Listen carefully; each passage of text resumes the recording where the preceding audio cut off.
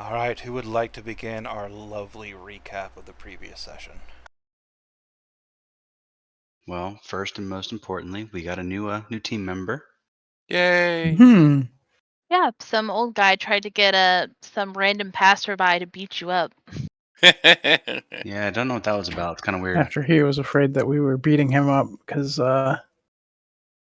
he was hired by good old Papa. And then he just helped you kidnap him instead. Yeah. Then we were real convincing talking to him after we kidnapped him. And we've also kind of witnessed Will come full circle, going from the upstanding town guard to, hey, we should probably kill him.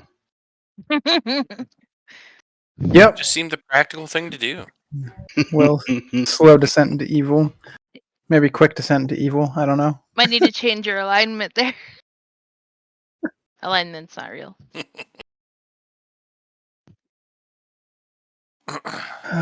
We weren't very sneaky. It was an idea that we should probably not let them find us, and then Tolman immediately identified himself, and Silverstring did right after. And also then you... grabbed the sending stone and told my papa to go fuck himself, and I will do that for every day. Every day morning. henceforth. Every morning, Yeah. right before the rest of the party wakes up. Go fuck yourself. Personally, I just think Silverstring's an ungrateful child. Boiled, ungrateful millennial. You know what? Me too. Yeah. Me too. Me three. But, yep, so we strong-armed the old man back to his hotel and convinced everybody that we were just helping him. With a little, That's my grandpa. Little bribery and intimidation and persuasion. And some masterful rolls. Got him up to the room, tied him up. There was some interrogation that was done. We learned that his grandkids hated him. I don't know that we found out a lot of valuable information from him. That's true. Then my dad was writing in the book. Yeah. Silverstring's dad was gaslighting him hard. For real, I went back and reread those today just to refresh myself, and I'm like, oh yeah, this is some major gaslighting right here. Right? You read that and you're like, hey, your dad's not really that bad a guy. Are you sure you're telling us the whole story? Yeah. Where are the notes? Oh, he talked about the sisters of Ruyin, and we should return them. And it turns out that the sisters, or the daughters of the family, get turned into implements to help the sons achieve power. And so that's what's happened to Silverstring's sister. And that's rather terrifying to learn. So now we have these 8 swords? 12 swords that are actually Ruyin's sisters. And that's a lot of fucking sisters. No way to... And we don't know any way to, free them? I might be able to figure something out with that. We'll see. Since my book is a book of many books. Just don't send us to the astral plane again. Well, you know. Things happen sometimes. Yeah, it's true. Even when you have a solid plan. Speaking of gaslighting, see how Silverstring just casually put the whole astral thing on Tolman's shoulder? It was like, no, it was your fault. Oh, yeah. I mean, it kind of was. I was like, hey, we should probably do this before we go save Khan. We were all down for it, though. I mean, it's not your fault. We all couldn't roll a 20, so... On 40 d20s. You know. Yeah. Then we hit the road, and we found some starving villagers, possibly bandits. Bandits. Bandits. Basically, let's call a spade a spade. They were bandits. Unfortunate individuals, right? Gathering together to try to make the best of the world that they live in after the tsunami. And Wow, you can tell you're a union shop boss there. and we proceeded to not fight them, but That's instead go search Break for bread. food for them, break bread, yes, and That's have a right. merry time. Since we now have a masterful chef and someone that can grow things on the spot. Hmm.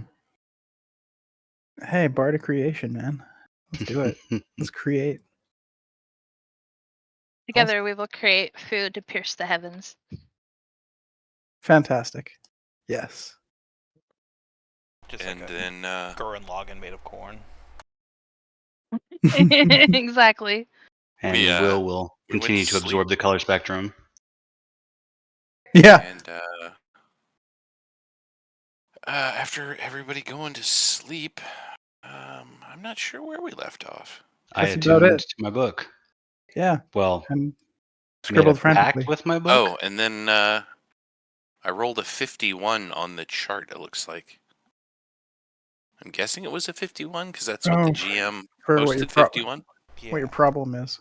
It's a disadvantage on initiative. checks, Mutation. Oh, There's worse ones. So. but that sucks. Oh, there's way worse ones. There's like disadvantage on all ability checks and stuff. Oh, There's like two good There's some ones. bad stuff in that chart. Yeah, there's two good ones. One that's just nothing happens, and then like 7 that are bad. Because that's your flaw essentially, and it is a flaw. Does anybody have anything else they would like to add? Negatory. Is there anything we're specifically missing? No. We were attacked by a bird guy. Yeah, the big demon bird, showed back up. Oh yeah. Yeah. It was On more the like the road. bird was leaving and we attacked it. You say potato, I say tomato. That's right. Spying on us, yeah. And so we tried to blast it, but it flew away too fast. Also, there's the green devil, which is a glowing green person wielding a familiar-sounding spear, rampaging its way towards the Twilight Lands. Yes, the Green Devil. Which is familiar sounding. And then we That also might be Garvison. Yeah. And then that might be Gervison, but we also found out that like all of this charity work that's being done by your father is actually being done in your name. It's like a weird sort of like, like you'll have a kind legacy when you die, and if you're alive, well, figure it out. We're doing this for your sake. It's all in your name. Once again, the gaslighting. Exactly. Mm-hmm. And then we were heading to Brindlewood to kind of search for clues. And then we found out that my parents are at Fort Greymall, or Greyfall, up by Mount Gar. Yeah. I think that's generally where we were heading, right? Yeah, Brindlewood and then north. All right, Brindlewood and then north, yeah. Oh, because we're trying to find traces of Astrologer Con. Yep. Ah. I thought it was Con. I don't even know how to pronounce my last name, so. It changes quite regularly. It's supposed to be Con, like Con It's Man. the family tradition. It is. It's supposed to be Con as in like Con Man, but even I say Con a lot because somebody said it, and then it got stuck in my head, and it was all downhill from there. Alright, so last we left off, we were all sleeping, save for Tolmond, around a campfire while a group of drunken and fat bandits, well fat because of the recent food you fed them in large quantities, are just snoozing away in makeshift bedding, mostly just loose blankets. Some are using their packs as pillows. Nearby is the astral camel, laying down, snoozing sleepily, still attached to the brightly colored cart you purchased from the Mouse Man the previous day. Tolman, you lay while you sit awake, the book spread out Last we left, it had simply said, "Hello there." Text, perhaps a little too ornate text, scrawled across an empty page. You had just made it your familiar, and have gained a little bit of knowledge about what it can do. Would you like me to go over that real quick? Yes, if you could post that in one of the chats at some point, that would be fantastic. But I remember you saying that it can essentially give me advantage on like research checks. And then there was one other thing that it can do. There's two other things it can do. One of them is very powerful. I will post this in handouts. Thank you. Hold on, I gotta edit a little bit. Hide some stuff. No, it's not that. It's just all of my what am I looking for here? Like all of my changes to text has to be like just gets deleted when I paste it into Discord. So.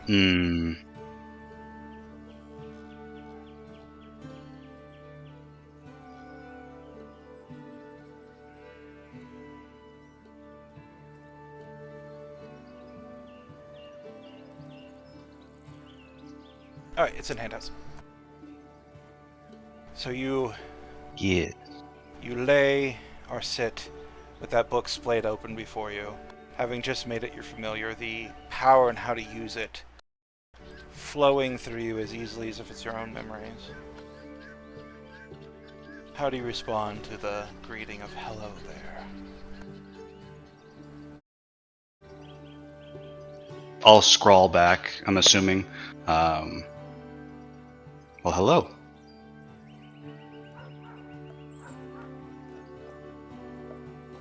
With that, after you scrawl, the ink oozes into the actual paper, fading into nothingness shortly after you write it. Nothing greets you in response, not for a long moment.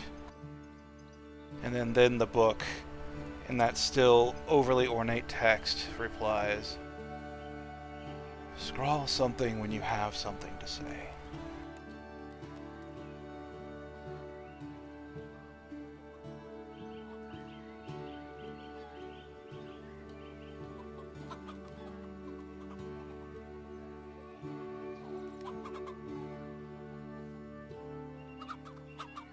And I'll keep that in mind, and I'll tuck the book away for a moment, kind of thinking back on it. The book is tucked away. Is there anything else you would like to do tonight? Oh, no. In that case, you all keep watch, I presume. Correct me if I'm wrong. One handing it off to the other. Mm-hmm. Yes. Until finally, in the Radiance light, you begin to stir after your 8 hours of rest. Lesser for at least one of you. I don't know. Wait, Tolman doesn't. Wait, Tolman sleeps. You awaken to find the Radiance still as it always was, as bright as ever. The bandits are also stirring, sleepy-eyed and hungover. Some in the forests, retching up their guts, while others are sipping from libations in an attempt to cure the headaches. One of them, the tall, lanky man who spoke the most the previous day, comes to you in a groggy voice. Thanks for all that, all the food and all the alcohol. We really appreciate that. But I think it best be on your way. There's no sense, lollygagging around here.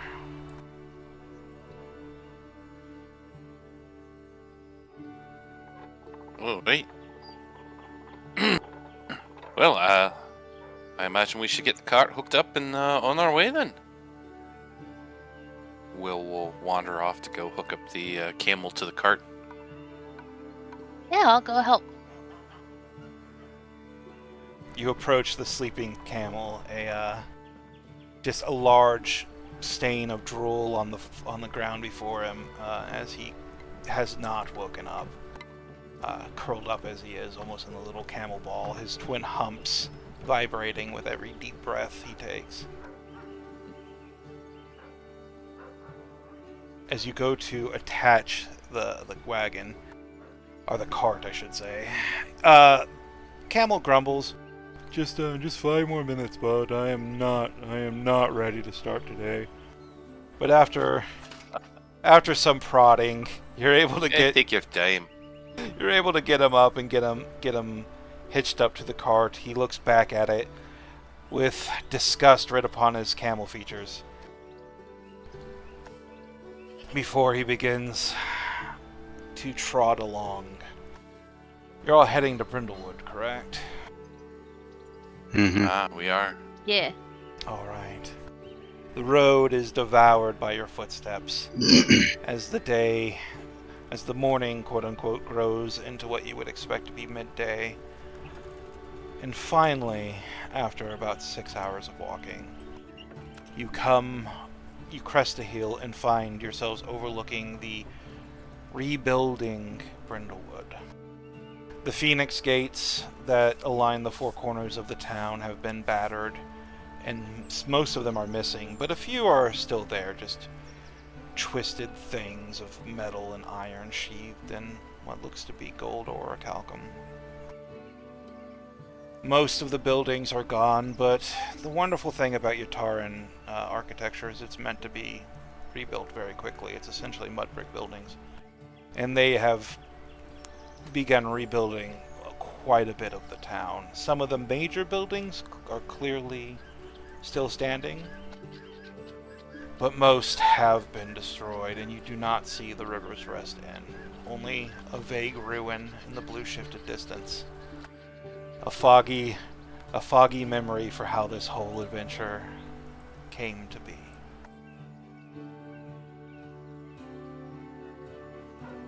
Soon you find yourself in the city.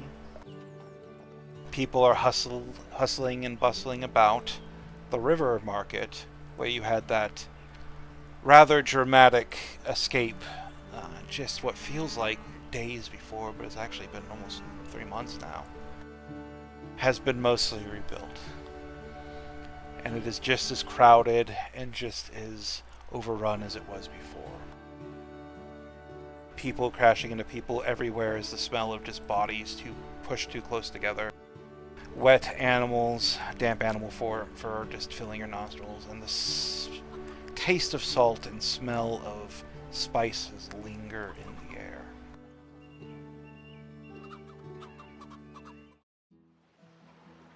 You don't recognize too many people here. This is a town you didn't spend a ton of time in, save to be arrested, or reassigned, or almost murdered. But it's nice to be back. It feels like home to some of you, even if it truly isn't.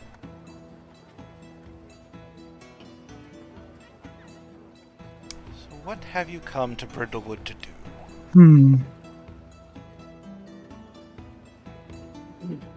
I wonder if Ton would still be in jail. We can check. Who may know? Don't know if the place is even standing still. I think we might be recognized if we go to a local magister or something. That's possible, but I don't know. I mean, if if you haven't looked at yourself lately, I would imagine we look a fair bit different than we used to. I have not looked at myself lately. I'd rather not know. Clothes, most of our features. I'd say we look quite a bit different. We are a little worse for wear compared to how we started. I prefer to think of us as seasoned, experienced. Seasoned Well would be a very good term.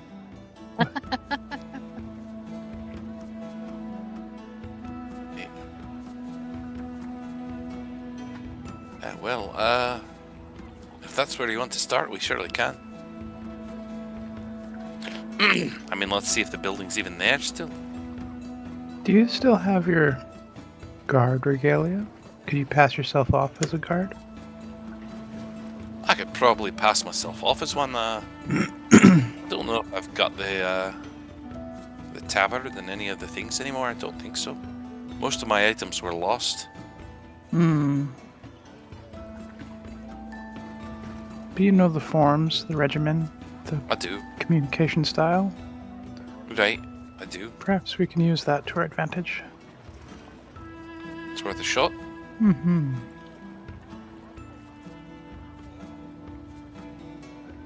Or maybe you can find your old boss. What do you look like? Feathery fellow, right? He does. Don't know if he could help us much, or if he'd even want to. Or if he's alive. You never know. I mean, we are fugitives, are we not? Good Speaking point. of which, have any of you seen any of the old wanted posters? I mean, maybe it's blown over. It's been a while. I could look for some wanted posters and see if I notice any with them on it. I've got a pretty good perception. I don't know if you'd be lumped in with us yet. Yeah, but sounds like you want to see what your wanted posters are up to. I could give it a peek. Yeah, you might see the old version of ourselves. When we were a little more dashing. Oh, I think you're plenty dashing now. But, yeah, with Dungeon Master's discretion, I could roll perception or investigation and just see if I notice anything. Go and give me a perception check. That'll do it. Alright. 16. Yeah, there's boards here, because this is the central market of the town, so there's plenty of, like, bounty boards around with all kinds of pictures. Mostly small-time crooks and thieves. Some of them are water-stained, clearly surviving the tsunami and have just been reattached. You have to, when you go up there, you have to sort of dig through them, because most are just nailed on top of old ones. But when you get down a couple layers, you do see the familiar, familiar-ish forms of Silverstring, though less burnt, Will, though less scarred, and Tolmond looking pretty similar, though a little younger than he was. The bounties for each are about 500 gold, save for Silverstring, which is 2,500 gold. Everybody's wanted dead or alive, save for Silverstring, who is demanded alive in order to receive the bounty. They are quite old, they're water-stained, you don't know if they're still in effect, but they are present for those willing to dig to look for them.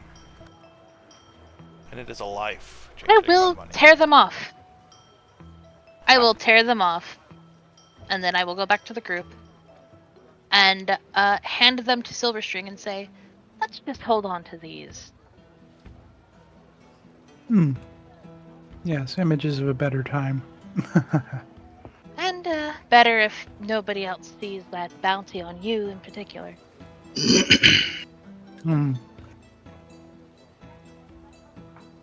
Daddy dearest did want me back into the fold. Well, what the general public doesn't remember keeps you free. Indeed. Also, being unrecognizable, I imagine, helps, but... good to stash these away, yes, thank you. Says. Well, should we try to approach the guards? Suppose you know your way to the local magister, right? Assuming it hasn't washed away. Right. I don't suppose any of you can forge documents at all, can you? Yeah. Sorry, not really my area of expertise. I could. Never really tried. I don't know if my performance of creation would go that far. Would it? It will generally do what it says it does. Does it say you can use it to forge documents? What it says on the tin. Create one magical item of your choice in an unoccupied space within 10 feet of you. So it's like, I could create paper, but could I create paper with writing on it? I don't know. That's alright. I can wing it. The And, atom glimmers softly, and the creatures can faintly hear music when touching it. That's awkward. Here are my credentials. Don't mind we'll the get singing. yeah, exactly. We'll get some parchment paper, and sort of scribble his version of what transfer paperwork looks like. And it's not very good or convincing, I'm sure.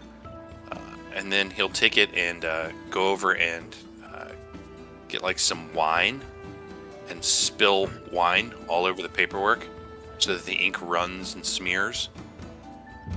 And then he'll just sort of drop it in the mud so that the paper is just almost unrecognizable or illegible. It's really bad. But there are some vague traces of what was originally written. And then he'll carry it with him. All right. Do you think passing a soggy wine soap note will do anything? Go ahead and give me a forgery. Let's give it a try. Sorry. Give me a forgery tools check. So it'd just be a straight intelligence check with you. I'll give you advantage because this ties directly to your background.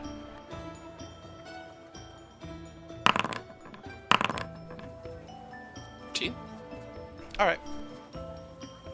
It takes a few moments. Oh yeah. You find parchment and a brush, and you're able to make what, to your eyes, passes for transfer paperwork. You received transfer paperwork a few times due to your background, which is why you're getting the advantage. So you know what it looks like, and you know what it would contain. You do your best to kind of mess it up. That way, well, hopefully they won't stare too solemnly at it. But yeah, after about 15 minutes or so, you've got a dirty piece of transfer paperwork.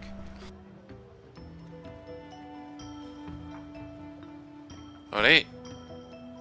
Let's give it a try. Welcome to the guard. Again. Maybe. Let's hope it's only temporary. Oh, Or a fast way back to prison.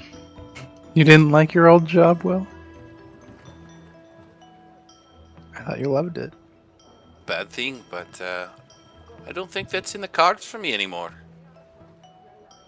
Yeah, astute observation. I would agree there. Imagine I could find a new town. Someplace to the north, maybe? Guitar. I don't think I'm that well known. Leave you guys to your own devices. Could you really leave the little godling? I don't know. But, maybe that's better to think about some other time. A little godling.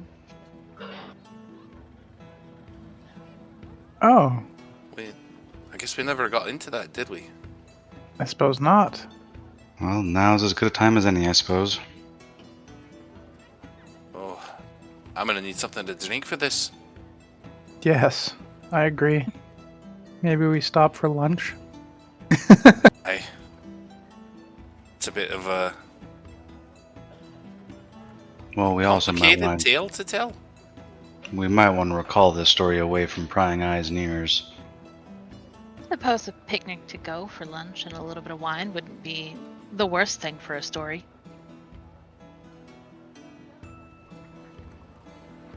Yeah. Okay, well, let's see if we can find a place. Somebody give me a d20 check. And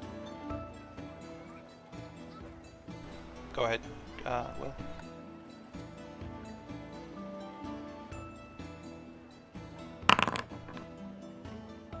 I bet with what you were saying, but the 2 is fine. Alright. Yep. See if I can find us a kind of a seedy place.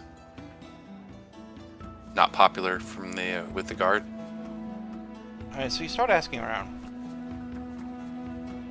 And it seems like most of the establishments haven't been rebuilt after the tsunami. The River's Rest is a ruin. It's not been rebuilt because there's a conflict over the ownership of it due to the previous owner missing due to the tsunami. And a lot of other of the major businesses in town are sort of dealing with that. Like, it's sort of this litigation nightmare because the owner's missing. They don't know if they're not technically considered dead yet. They're still holding out hope. But until that happens, they're not selling off the properties. There is currently really only one major inn in town, and you hear that it's brand new. As for seedy places, there's not a lot of those, say, for like back alley sort of establishments. You know, the kind where the table is just a barrel with a piece of wood on it, and the grog is best not questioned, or best not looked at too carefully. Though Sorry. Yeah, Go ahead.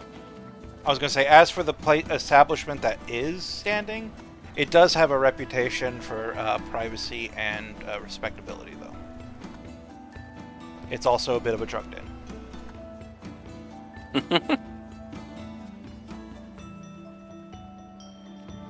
Hey. Well, this looks like the place.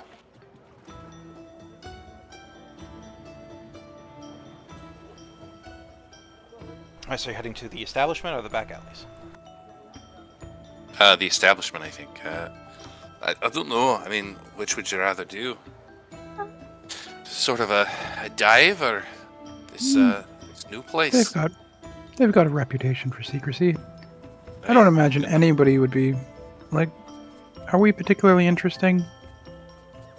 The three of you, perhaps. At this point, we just look like freaks and oddities, maybe. But nothing particularly noteworthy. We're not famous. We're relatively unknown now. After disappearing from the world for 3 months. If you could do us a favor, maybe keep that musical instrument of yours put away. Oh. It is a shame, but I actually have to agree with you. It's also missing 2 strings. Yes. Actually, while we're in the markets, can I find some strings to restring my lyre? Absolutely. This market has a lot of things. It's mostly like food and fish, but when you get to the side streets, you find more like traditional establishments, and you do find a shop that essentially has anything you could want musically. It's got a lot. It's got every instrument imaginable, including a few that are strange and exotic. And you're able to pick up a couple strings, or just replacement strings for your lyre for just a few silver pieces. Excellent, thank you. All right. So you make your way through the city, through the press and constant din of just all these people that are still alive and crammed in even a smaller space now than even previously. Through the scent of spices, which quickly turn a little sour as you come into a opening with a massive tree.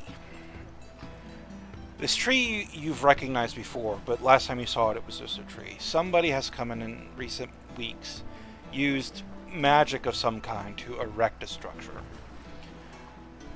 It is a glorious and beautiful place. Just light everywhere. Everywhere you look is just flowers and various natural wonders curling in and around. They use the tree as part of the structure itself. What's most striking is surrounding it are these large-ish red balloons hovering in the sky, each one giving off its own sort of light. And from each one you recognize just several strings hanging from them. And atop the actual building itself that crests above the treetop is a massive version of that red balloon. As you walk up the steps, Tolmond, can I get a perception check from you, please?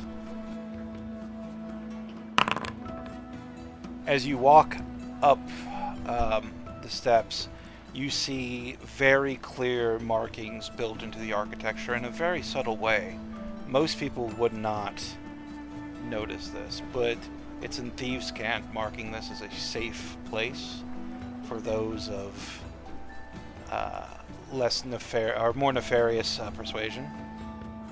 And it is under the control of an organization simply called the Spiral.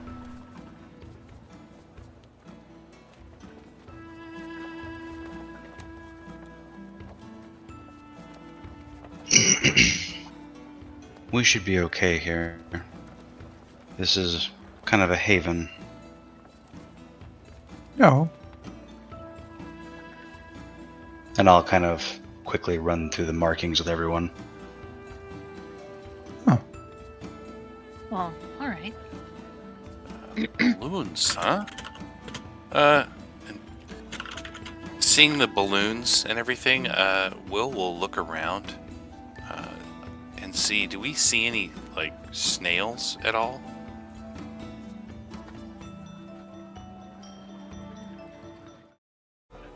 The spiral shell. Oh, just an inn with balloons kind of reminds me of like a flying inn, you know, and the flying inn reminds me of Maddie.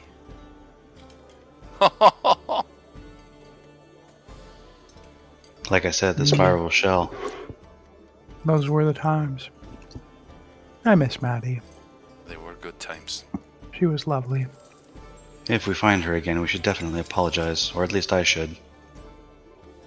Yeah, or any of her numerous children. What did she say the last count was? 20 30,000? some odd thousand, 30,000, Oh, something of that nature. minus the ones eaten in the astral plane. Oh, that's a shame. We can't confirm they were all eaten. Right. Maybe let's not bring that up if we don't have to. Hey, maybe the next thing that comes through the portal will be a giant snail. Maddie's grandfather? Who knows? As you make your way up the steps, a large half-orc gentle person with a shockingly bright dash of like pink hair sort of steps in the way. That's gonna be about a gold. It's the cover charge for getting in.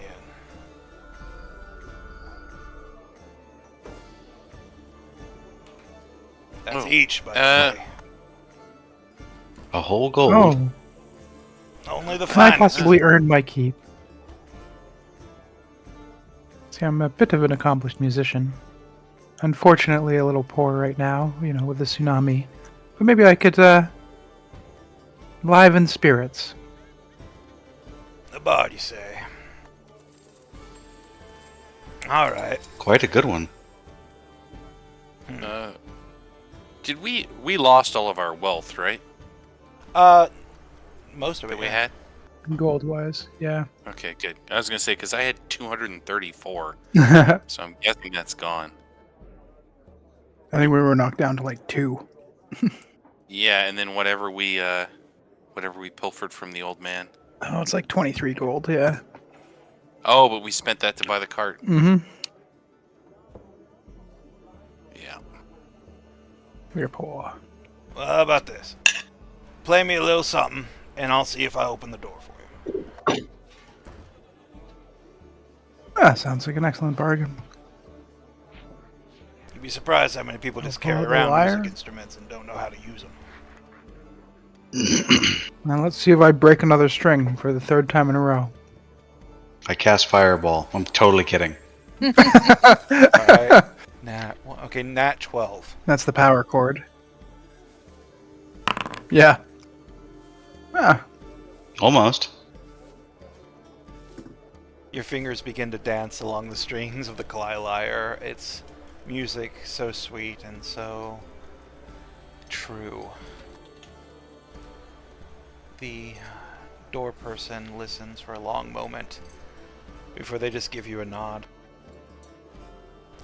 If you want to play here, you're gonna have to go talk to Miss Escartois. She'll take care of you. She owns the place. You play and earn your keep. Escartois. Yep, Escartois. You'll get it when you see her. And with that, the heavy double Is- doors open.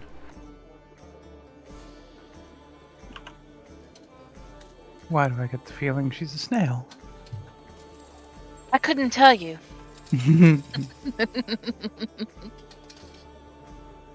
You step inside, and it is busy and bustling. It is crowded in here. Every table is taken.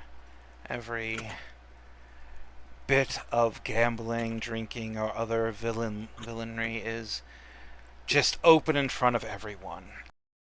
There's not a lot of, even though you were told it's essentially a drug den, there's not a lot of what you would consider to be drug use here. But there are stairs leading up, and there's a little sign by the stairs that just have, 1 is the tavern floor, 2 is rooms, and then 3 is what's called the Crimson Pavilion, and that is probably where it all goes down. Because it also has a cover fee, an additional cover charge. Inside, you could see snail waiters and waitresses, ranging from small to medium size, with large platters held to their backs by various devices, clamps essentially, carrying all sorts of mugs and all sorts of food, just ranging from anything you can almost think of. And behind the counter, sitting on a pedestal made of pillows, you see a very... It's not Mama Maddie, but it's the first female snail you've seen, first daughter of Mama Maddie you've seen since meeting that rather large snail lady. And she is governing this place as if it is a queendom, whispering to waiters here or there, occasionally barking out orders, always having that polite, almost what we would consider a southern tone that you've grown used to from your time in Mama Maddie's place. Eventually, all 4 of those snail-like eyes settle on you as I assume you approach. Ahoy. You must be... Well, I don't want to make assumptions, but would you happen to know Mama Maddie? Well, of course I do. She's my mom, you see. That is most excellent. We traveled with her for some time. Oh, you've been to Mama Maddie's? Whew, I haven't been there for Yes. quite some time. Beautiful place. Did you all go sky fishing? We absolutely did. In fact, I do still believe we have a rod. Bit of an unfortunate situation. We are terribly sorry we were involved in anything, but it is great to meet your acquaintance. I am Silverstring, Oh, and these are my Silverstring. compatriots. What's the rest of your compatriots' names? Kind of turns to the auntie first. You auntie. What's your name there, sir? Zota, but you can call me Soz or Saz. Oh, that's a clever little nickname, Saz. I like it. All right. And what about you? Turns to Tolman. What's your name? Tolman Cross, ma'am. Oh, yeah, I've heard of you. She does not elaborate, simply turning her snail head to Will. And you might be... Oh. Will run the palm of his hand down his face and shake his head. Well, I guess it doesn't do any good to say otherwise. My name is William Brand. Oh, it's a pleasure to meet you all. I'm Miss Escartois, and I run this place here. Welcome to In the Trees. 2 N's. It's a bit of a clever twist on words, at least so I thought. Well, can I get you anything? I've already heard that you promised to play for us to earn your keep. Is that true?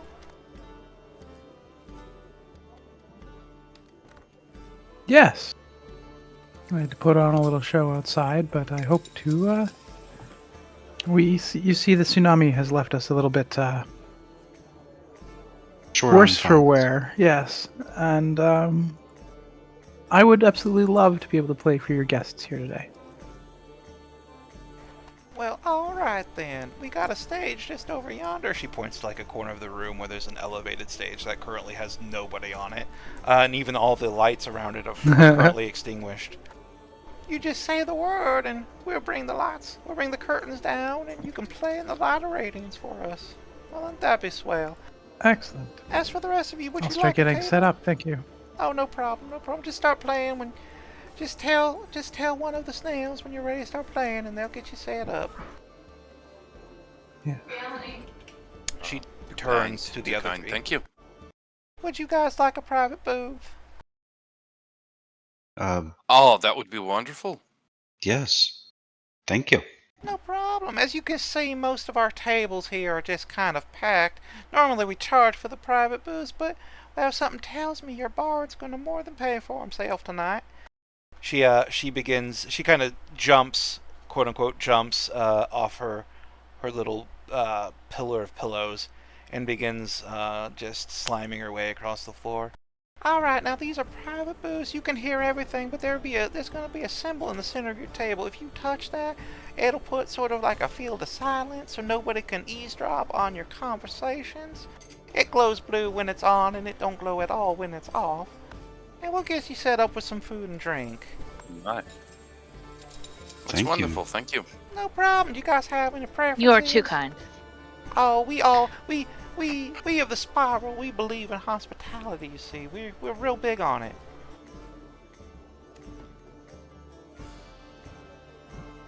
Wonderful. Very Just kind of you. the standard house fare will be fine for me. Alright. Alright, I'll send word to your waiter, and they'll be with you in just a moment. Great. Thank you. And Miss Escartois, have you heard from Mama Maddie recently? Oh, I stay in communication with her every few weeks. We have a few sending stones, you see, and we just have short conversations when we can. But yeah, Mama Maddie, she's doing well. The old inn is still flying. The snail's roost, they call it. Silverstring just immediately Excellent. begins sleeping in the corner. I figured. True bard fashion. Yeah. Like, I'm gonna pull my weight, begins snoring. Is there anything you'd like to pass on message-wise for Mama Maddie? If you could just let her know that we're okay, we miss her, and we're terribly sorry for the damages we may have caused. Oh, damages! I haven't heard anything about that. Oh, leave it to Mama not to mention anything that would make us fret. But I'll pass that on. Sure now. If you're looking for her though, last I heard she's currently just hovering over Chiron. You can find her there, but that's quite a bit of ways, you see. Well, thank you. No problem. Alright, I'll send the waiters over when you're ready. And then she just shows you to your private booth, and it is a private booth. It's bright red curtains, just dark wood, and there is a non-glowing symbol carved into the center of a granite tabletop. And you can activate it just by pushing it. You recognize it as a sort of modified silence bell. It will keep all of your words from traveling more than just a few feet from the actual table. So if somebody's eavesdropping, they gotta be real close. Close enough for us to notice, even. Probably. Like, inside the curtains that are closed, or if you close the curtains, inside the closed curtains, that kind of close. Nice. Yeah, Saz will take a seat. Alright, a few moments May I later. activate my Go. medallion of thoughts in order to understand what kind of music people would most want in an establishment like this? Sure. Kind of get their vibe. This... Honestly, like... Yeah, I'll let you do that to give yourself advantage on the check, essentially. But this crowd is Okay. more of a like the crowd here in the tavern. They're not really a rowdy bunch. People come here to relax, and considering the occasional whiff of fumes coming from the topmost floor, like this is a place of chemical relaxation in various varieties. So lo-fi house music. Yeah, exactly. Or you need to play that Darude Sandstorm. Oh, Might be a no. little too upbeat for them. Start a rave. Yeah. Exactly. Inks. Just glow sticks everywhere. Oh, I'm glad I did. 16, not great. All right, your fingers glide over the strings of your lyre once more, and while not as glamorous as the tune you played just a moment ago, this is just a very slow, relaxed, melodic melody, not the kind you're used to playing so much. So every once in a while your fingers slip, or one of your new strings gives you a little trouble and you have to adjust it on the fly, but you're a talented bard. You're able to give off a very good performance despite the complications that arise because of it. From your medallion of thoughts, most people seem to be okay with the performance. Nobody hates it, but also nobody's paying, like, it captures people's imaginations for just a few minutes, and after that everybody kind of goes back to their conversation, their drinks, and it becomes like a true background noise, even though it's a relaxing background noise. Yeah. Fair enough. Meanwhile, at the private booth, a snail waiter with one of those silver platters strapped to their back just scooches over with several mugs and several bowls of just like a soupy sort of spiced gruel. It looks terrible, smells amazing, and the drink just seems to be like a house ale. The snail looks up at you. Oh, hi there. Well, here's everything they told me to give you. If you want anything else, you just let me know now. And if you want to go up to the top room, or if you want any information, we're more than happy to share, gossip, or do any of that kind of normal inn-like things. Thank you. Perhaps later. But this looks wonderful. Alright, well, the drinks are on Miss Escartois, and, well, I'll leave you to it. And with that, the snail begins scooching off, truly leaving you alone for the first time really since entering this town.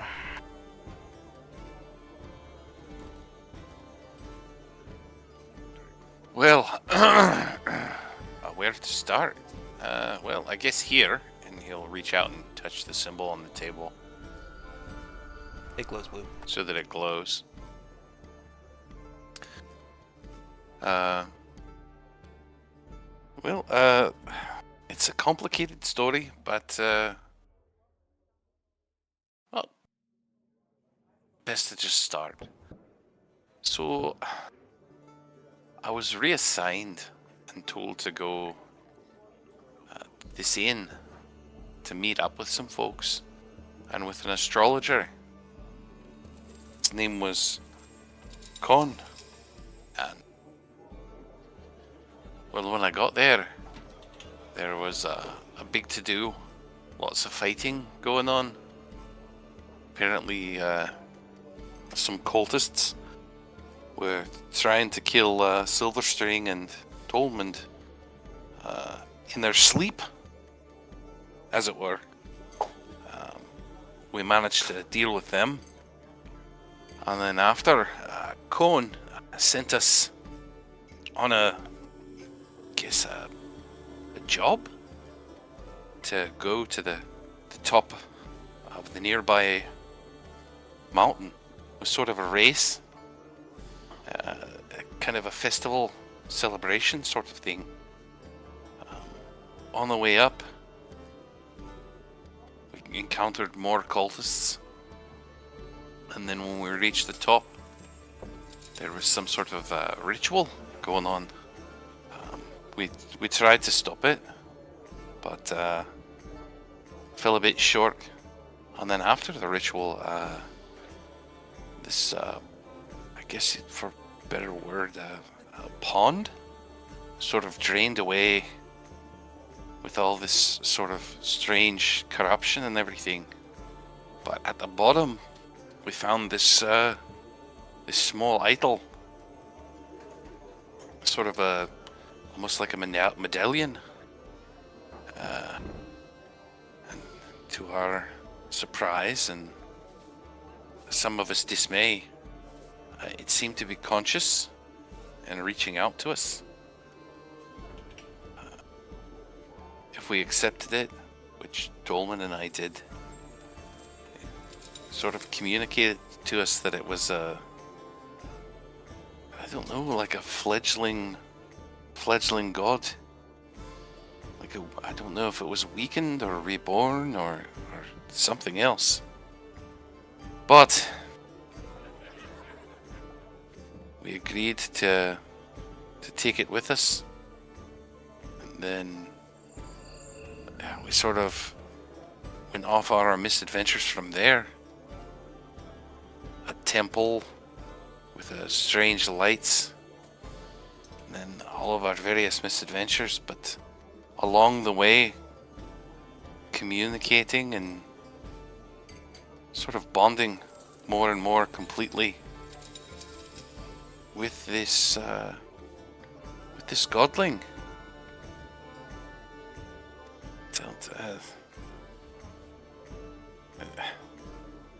Haven't felt quite right about it since our last dealings with the whole crab and everything. Just, I don't know. Something's not right for me anymore. I'm not sure about Tolman and Silverstring.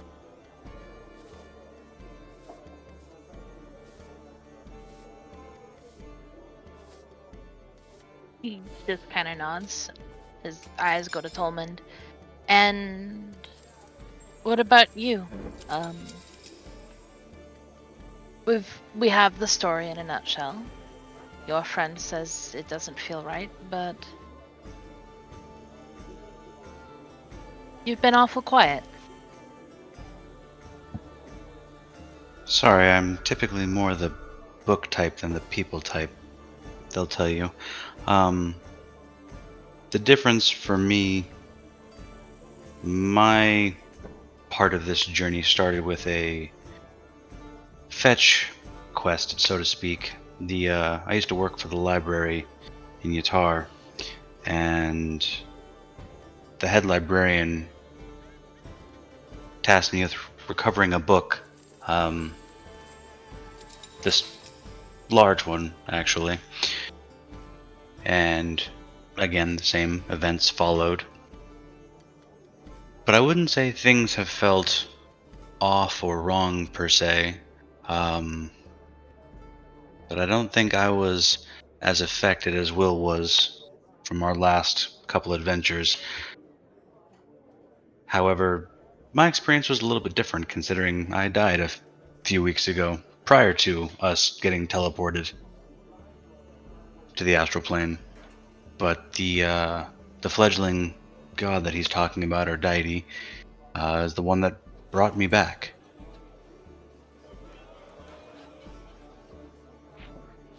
Hey, true enough.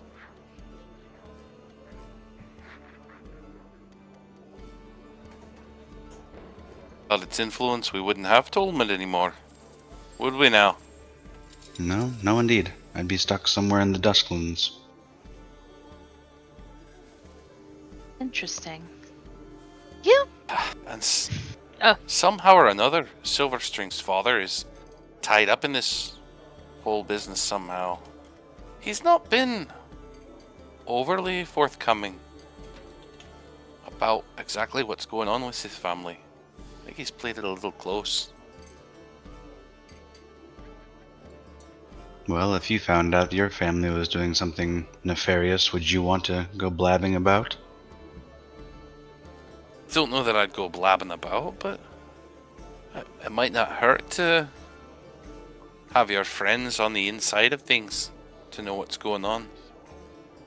Well, you could always ask him to be a bit more forthcoming. Probably not here or even within the city, but the next time we see fit to take the road.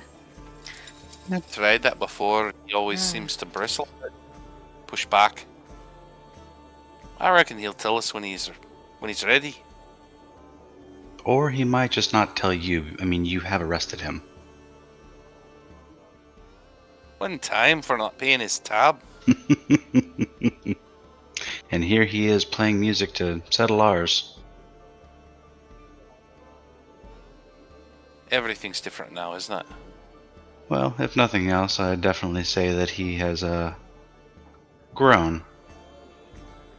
Well, we all have in our own interesting ways. Speaking of grown. Well, We wanted to or not. Sorry, please go on. We certainly do. Oh, go ahead. No, after you. He was literally just gonna say that they are quite the interesting lot. Alright, speaking of grown. As you were playing Silver String, making the best you can of this strange melody you decided, go ahead and give me a dexterity saving throw. Oh, golly gosh.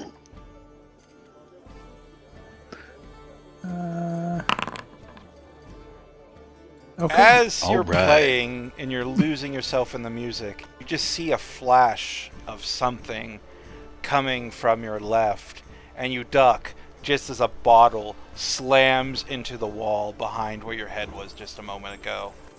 And storming up to the stage is a grung gentle person.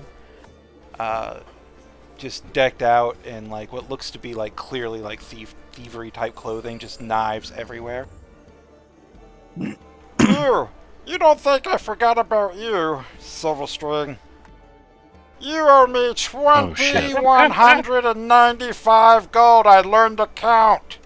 And following this little grung person is a crew of other people.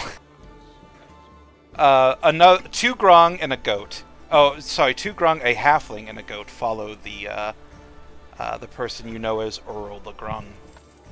One of the grungs... He's back. One of the grungs has 3 eyes, 2 left eyes and 1 right eye. One of the other grung has a tongue so large it's spilling out of its mouth and kind of dangling close to the ground.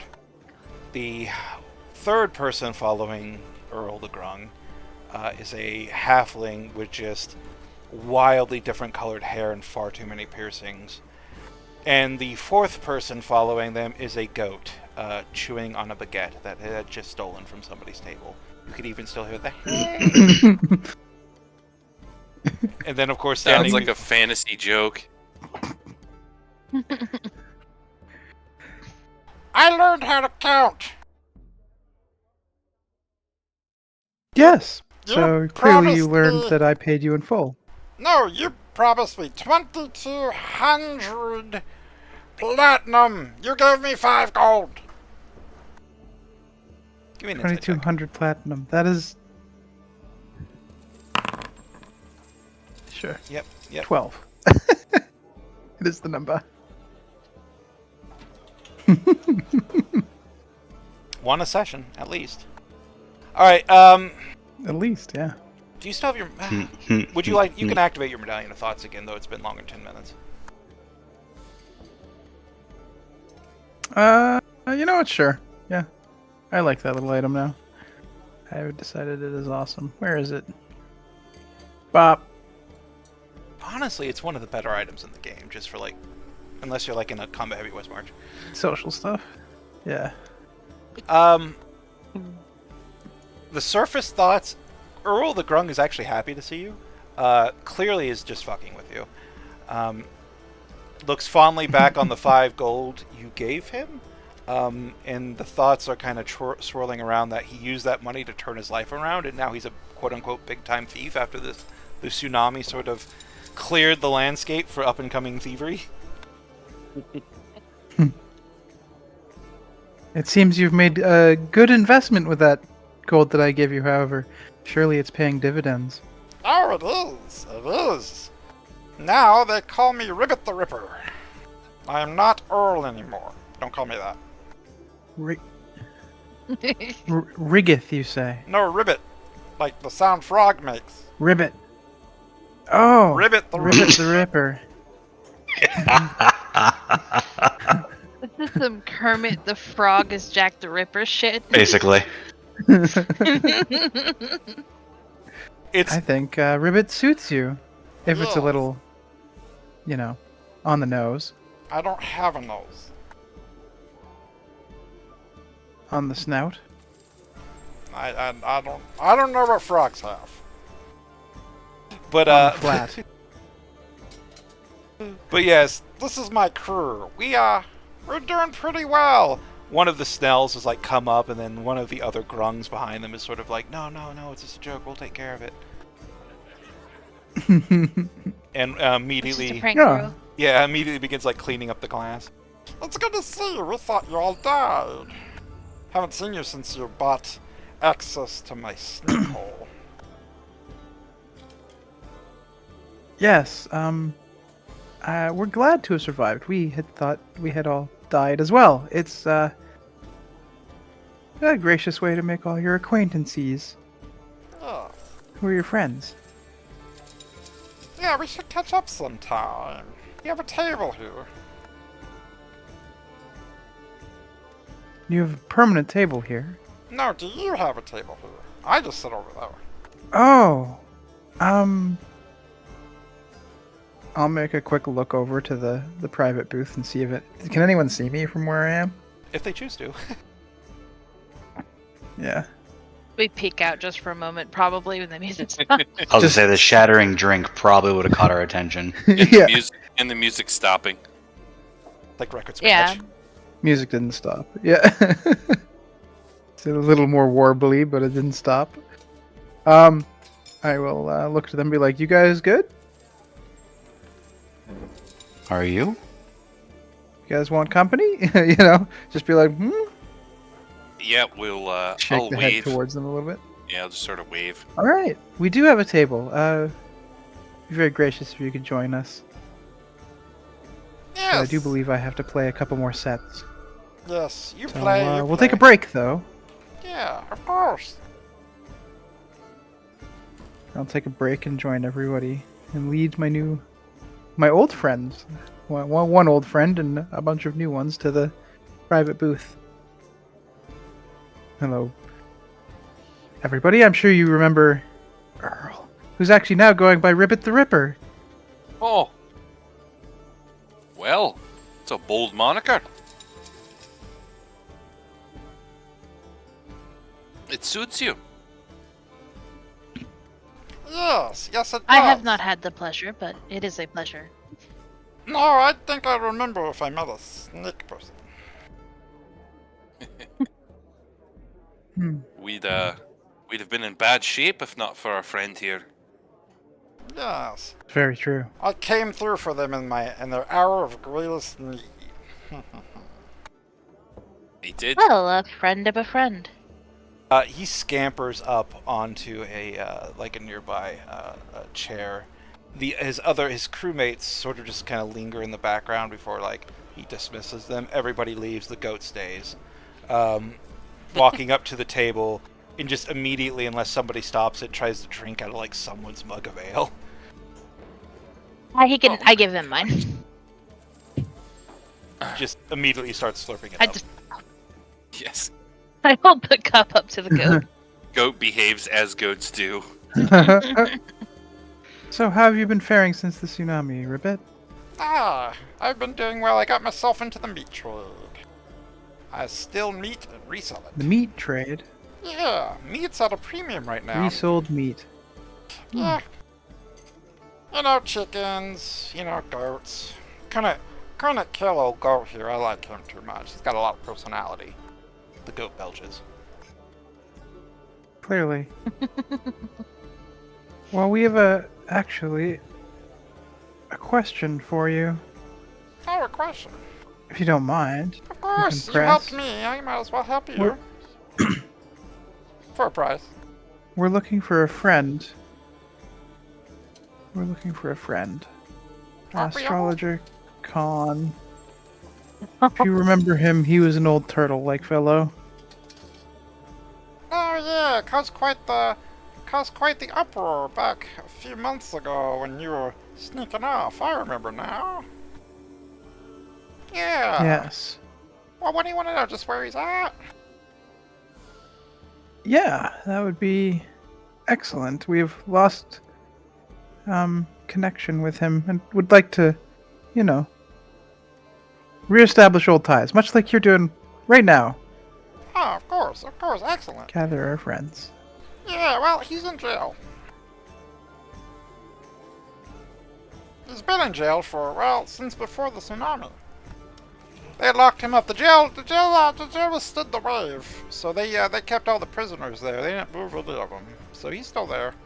Gotta warn you though, the assessor's still there, along with the Crows people. They sort of took it over, and they've been sort of camping there ever since. Oh. Yeah. So it's no longer a jail, it's more of a... Well, it's a jail, but just for heretics and other ne'er-do-wells. Most of us just get our hands cut How off would an ourselves. astrologer be a heretic? Huh.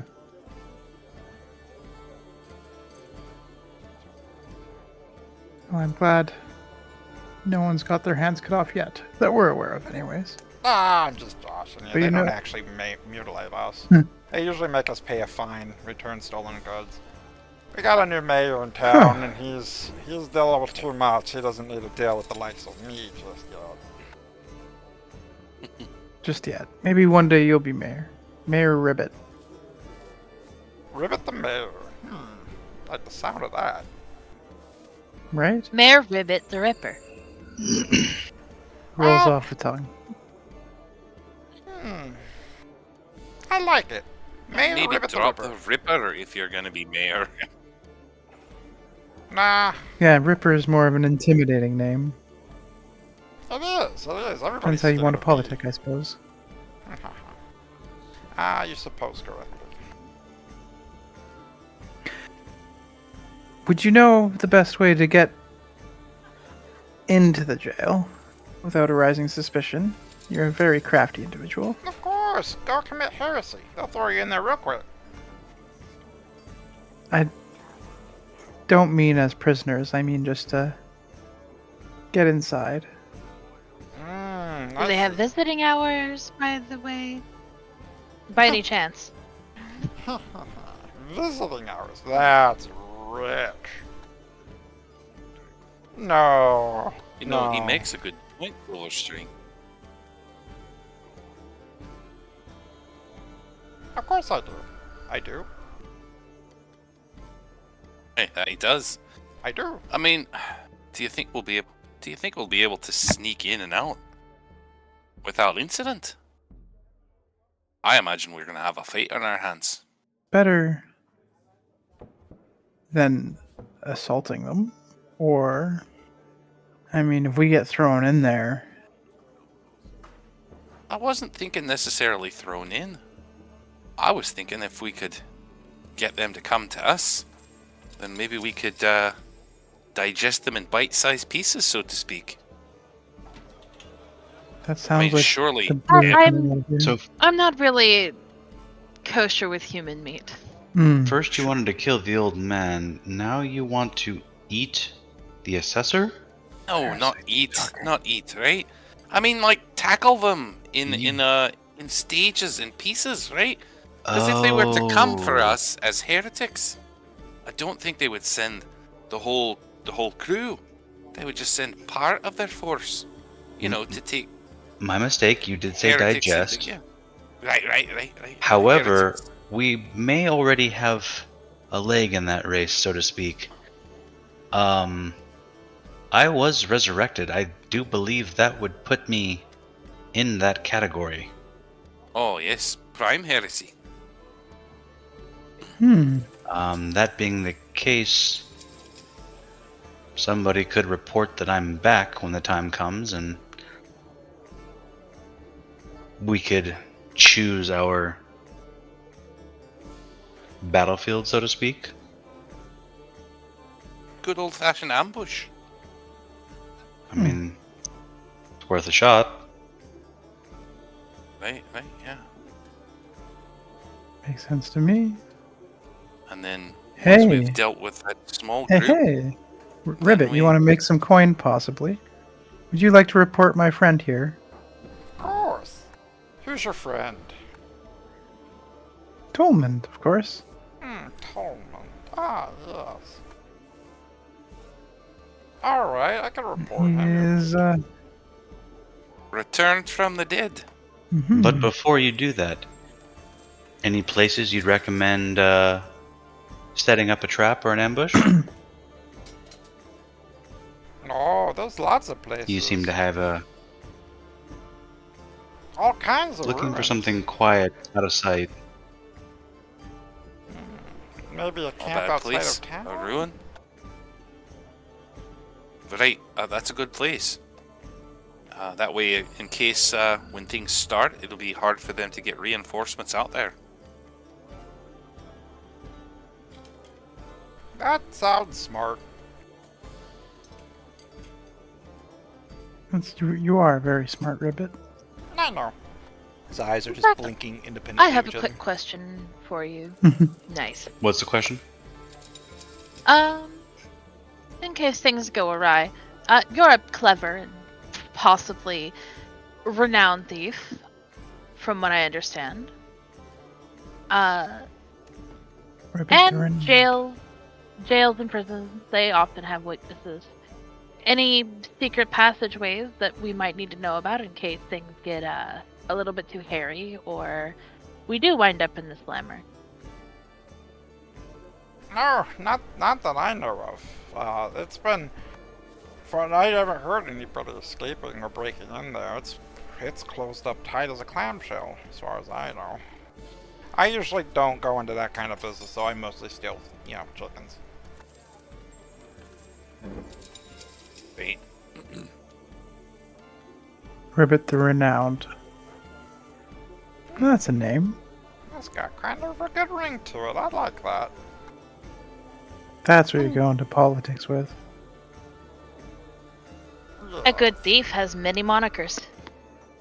I don't know what that word means. Nicknames. Oh, yeah. Many names, many things to go by. The more names, the fewer faces. Yeah, you said what he said, just with more words. Right. All right. Yeah. I mean, it seems like we have a semblance of a plan.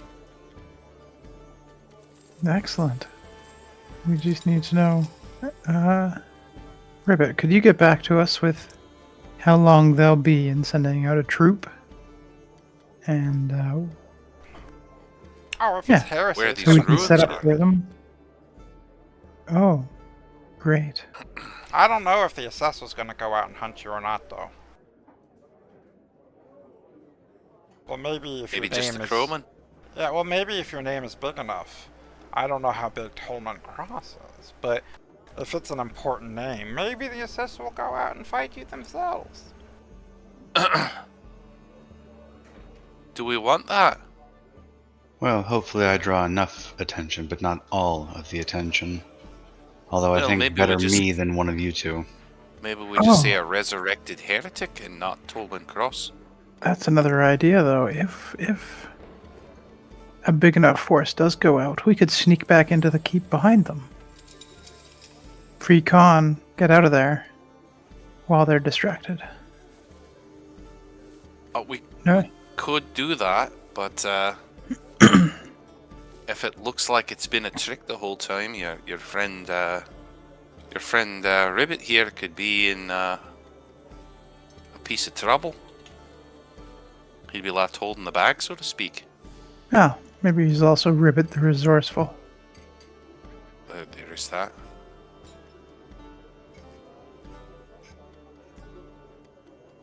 I'll play this however you want. I think we keep it simple. There Don't is. overplay it. We could always give a simple story to maybe help Ribbit's case a bit. He overheard us talking about the heresy in question, and like a good Samaritan, thought to report it, unaware that it was a ploy. Hey, Are you What? sure you weren't a criminal previously? No, I was an innkeeper's son and chef. I guess that Okay, would then. make you privy to some stories and tales. Oh, you're a chef. You want to buy a chicken?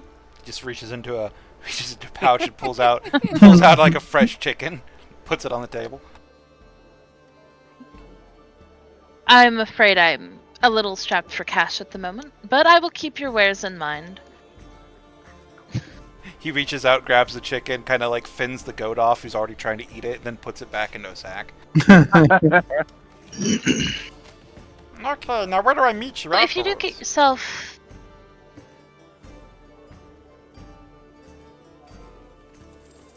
Shall we say the River's Rest after we have a con? Or should we come back here? I don't think there was a River's Rest anymore. Looks like back here will have to be the plan.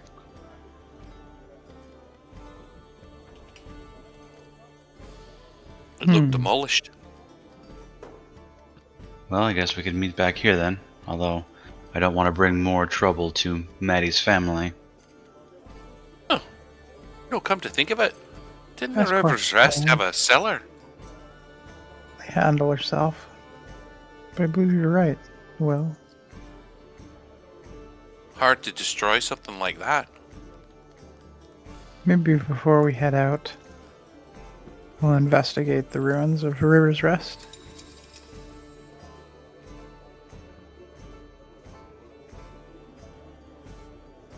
Okay, like I said, we can meet at the ruins of River's Rest afterwards. That's fine.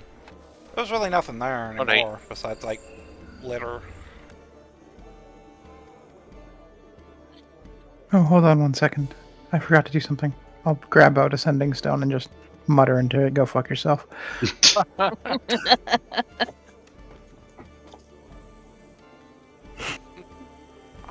That was. You know, we River- still don't know entirely who's listening to that, so...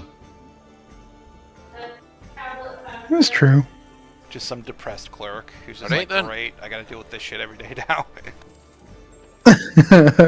We're gonna Yeah. get a fucking sending some message one day like, oh, I guess you really don't love me anymore, telling me to fuck myself.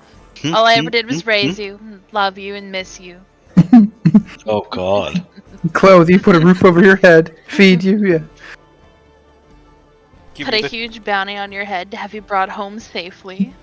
give you the This is the tools thanks necessary I to get. succeed, even if they were made of your sister. I was willing to sacrifice your sister for your success. Everything I've done is for you, and you loathe and despise me, but that's fine, I guess. Quite literally the favorite child.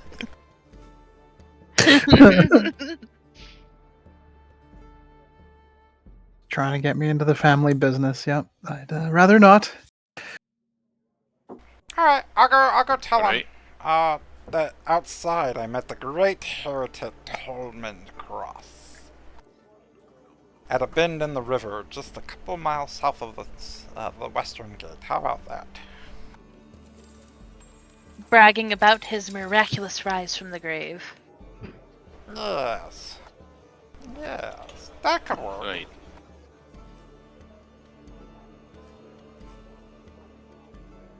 Right.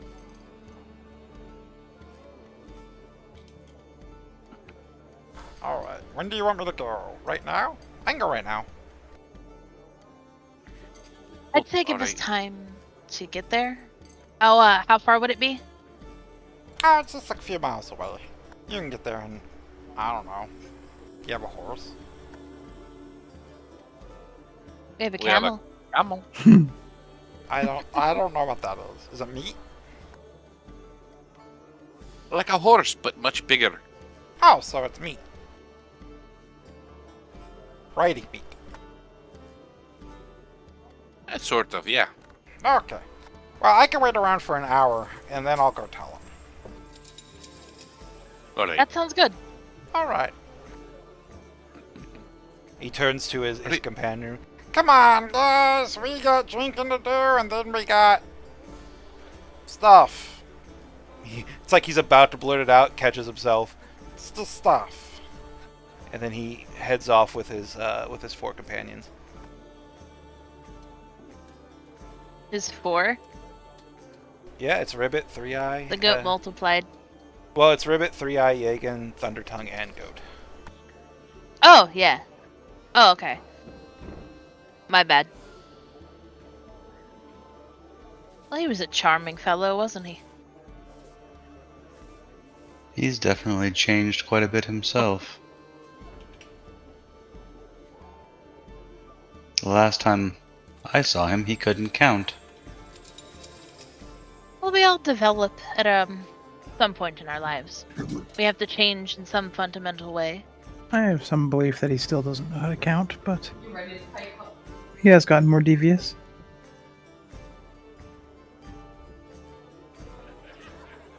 All right. Well, we'd better be off. To the ruins of the River's Rest.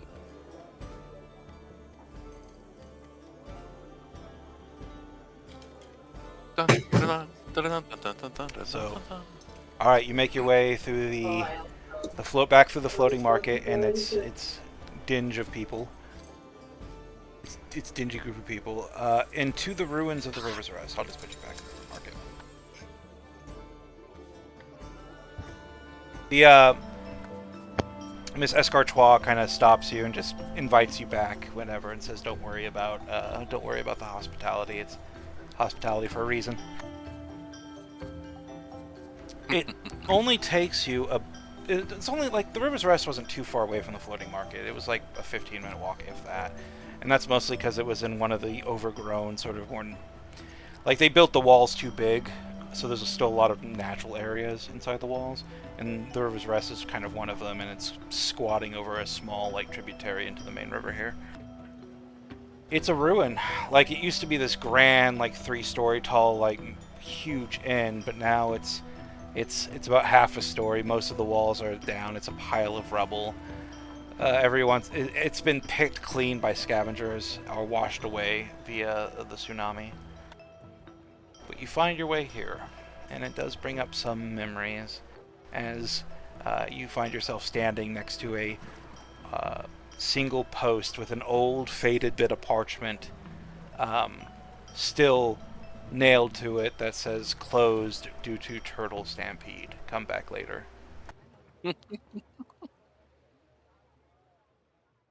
Love it. Well, and we'll start rooting around in the boards and the debris. Where was that trap door at the cellar? Give me an investigation check. Depending on how well you do, will be how long it takes, especially. There's a lot of trouble. Give you a hand with that. Does anyone remember?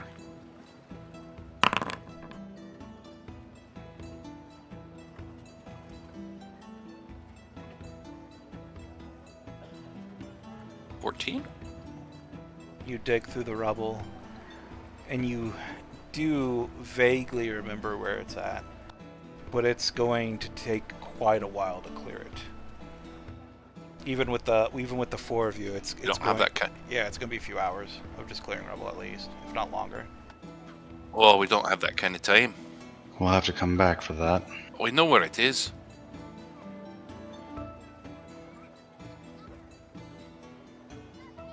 Best be off. Yeah, perhaps we find a different haven afterwards. We don't have the time to really clear this out. On the way there, thought we could talk about what it is we'd want to do. I mean, do you have any means or wherewithal to plan an ambush? Any sort of surprises or anything we could put together in advance? Well, they're going to be coming after me. They may or may not think I'm alone. You are terrible at hiding and sneaking. Aye. So I can make you invisible again. I could technically make 2 of you invisible. Whoever's the worst at hiding.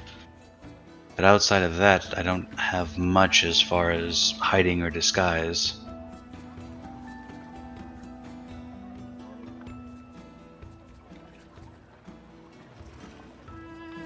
But you there, Silverstring, do you have anything that we can set up in advance? What could we set up in advance? So, can I ask a quick question? Yeah. Above table, is Lehman's tiny hut visible to other creatures? I think it has a mirror coating. Oh yes, Yeah, it's very visible. it's opaque. Yeah. Yeah, it's opaque. It looks kind of like a igloo almost, huh? Yeah, pretty much.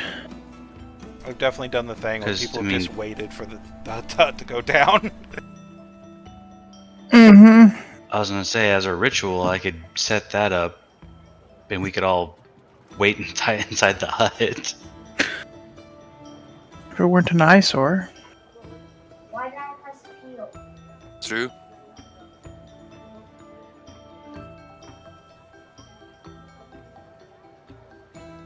Invisibility might be a nice way to go. Mm-hmm. At least as a starter. Why, well, did you have anything in mind for setting up? Well, I don't know the scope of your abilities. Don't know if any of you have anything that you could prepare. I don't Definitely. really rely on my ability to hide, but I'm not weary of it either. I think I can hide myself very well if you wanted to hide Silverstring. Works for me. Alright.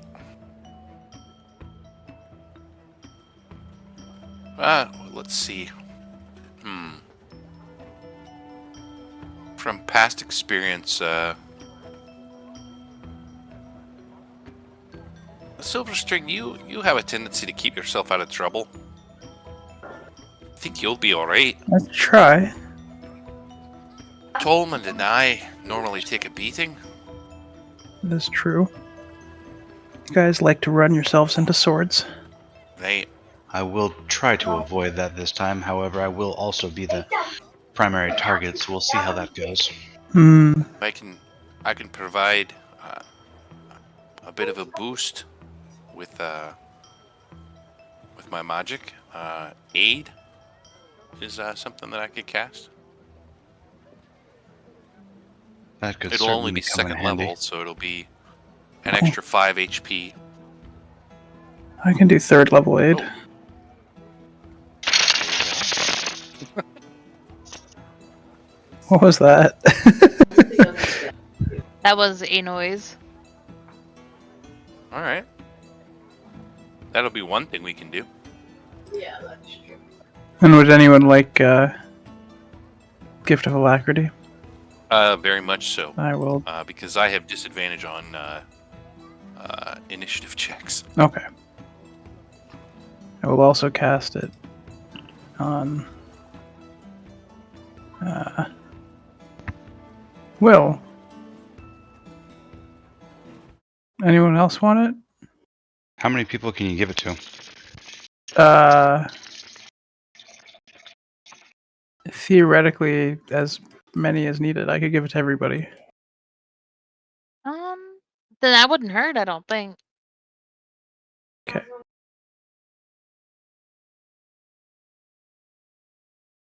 I don't have any river battle maps, so this will have Well, to then, go. I would say probably the 3 of you then. Okay. How long does that last? Gift? 8 hours. Oh no, I was looking at a different spell. Ah. It lasts. You guys want aid as well? Yes, please. Okay. We're just gonna eat up all your spell slots. Whatever. That's what they're there for.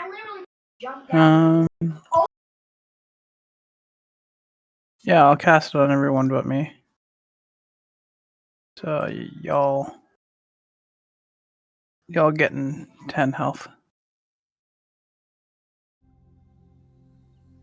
Sweet. So add that to your max in your current.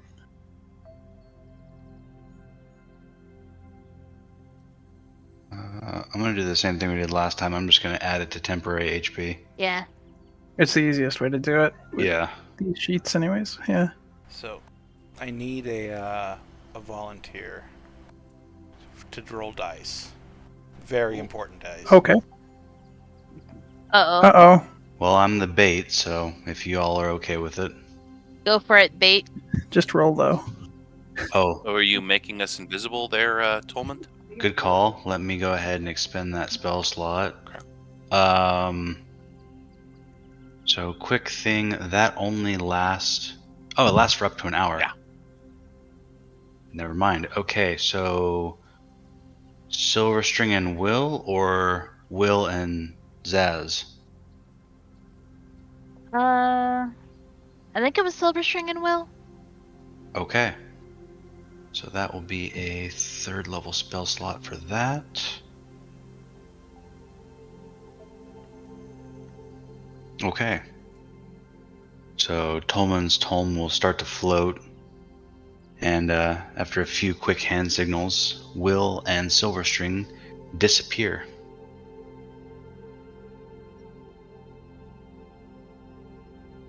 All right. Okay, Tolman. I need you to roll a d20 for me. A d20 plus 0. There's no bonus to it. And the Okay. DC is not insignificant, which is kind of unfortunate given the situation involved. So go and roll me a d20. That being the case, can I use my inspiration? So this isn't a roll for you, per se, but if you want to use Okay. your inspiration for it, I'll let you. I feel like I should roll stealth before we do this, because I haven't stealth or hidden myself yet. Go ahead and do that. I mean, I would assume we're all kind of getting in place. Yeah. 15. Alright. Okay, so go ahead And real quickly, I will kind of step over to here. Hi, sir. Hello. Alright.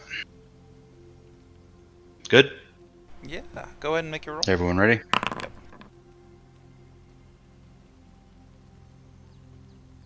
Did you want to use your inspiration? Because you said it wasn't for me specifically, I'm going to go ahead and let it roll as is. Okay. I am going to have to put you down in a second. Just gotta put you I down. didn't think I did that poorly. Am I going to get an all yellered right here? I mean, if your name is Percy, sure. Sorry, my cat came for a cuddle, and I can't mute myself because he's occupying my hand, so... No, that's Nice. fair. Oh, good. My cat is currently screaming outside my door.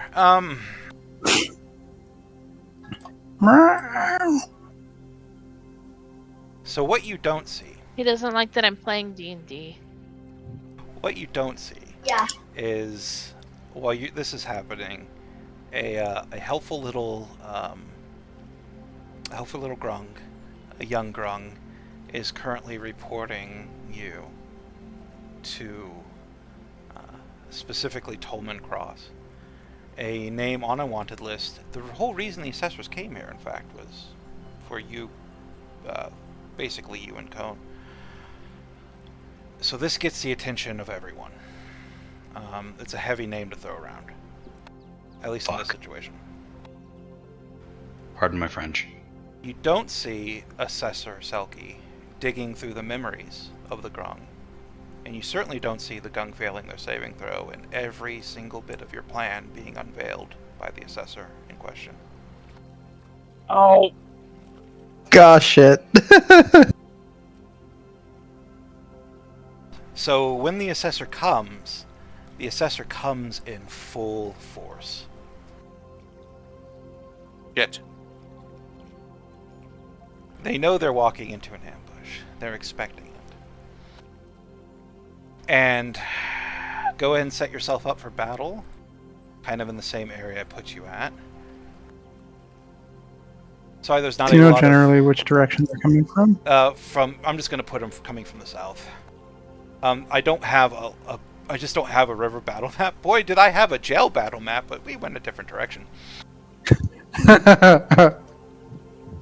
Yeah.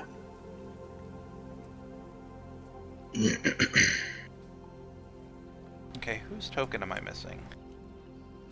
See Tolman's. Where's Silver Strings? Well, shit. Oh. Oh, I see. You hit the Do you button. see me? Yeah, I can see you now. It makes your token very hard to see when you're actually invisible. Yeah, I know it does. I was like, holy moly. Can I take that off? Yeah, just We'll I just know pretend you're invisible. not actually invisible. Okay.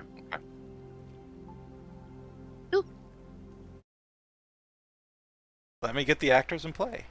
Can I get a 10-foot aura? I'm not sure how to turn it on myself. Oh, that's.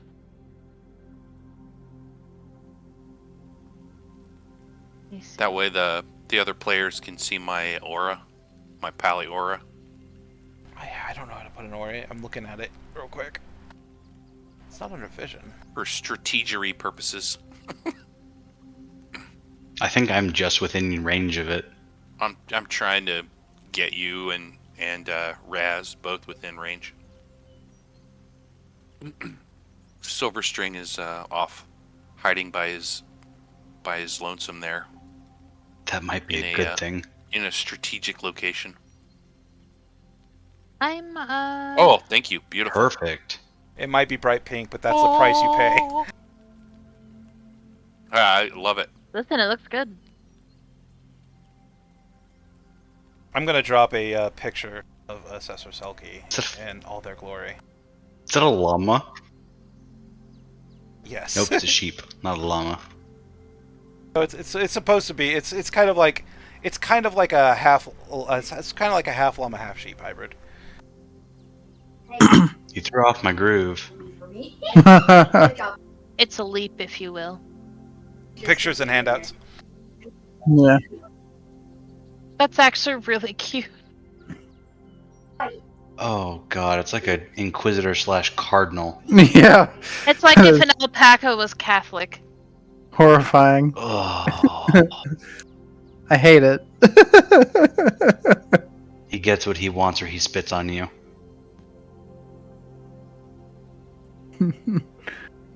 Well, hopefully we don't all die here. This is what happens when you let the supposed quote-unquote smart guy come up with a plan. Well, that's the thing with dealing This with was like my worry about using Tolman's name. Yeah, that's the thing with like high level shit. Like they got more and more abilities the farther along you go in this game. So coming up, riding what looks to be a mini tornado. This strange sorcery carries these 7 people aloft and then deposits them gently on the ground before this little dust devil disappears. Dismissed by the assessor, dressed in full plate armor and glorious holy regalia. With them is 6 crowsmen, each one also wearing their own heavy armor and their own great swords. They serve death. They do not fear death. You remember this from your one run-in with them earlier in which you almost died, Will. 2 of you are invisible. And as the assessor approaches, they speak. You may come out now. We know this is an ambush. And yes, that's their voice. No one expects the Spanish Inquisition. We only right. wish to right a terrible wrong and return you to your final rest.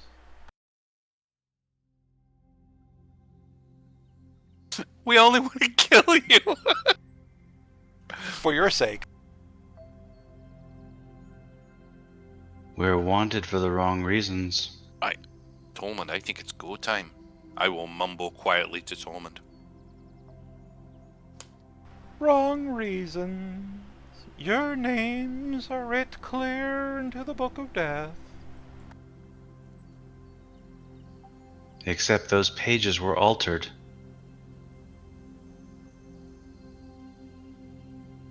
We know there are people who have found a way to alter the pages, to alter what has been done. Impossible. Such a thing is beyond mortal ken.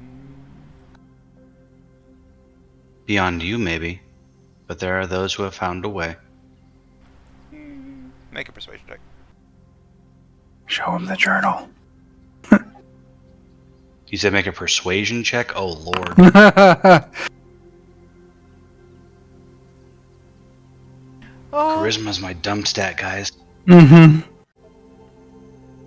Come forth, Tolman Cross of House Cross.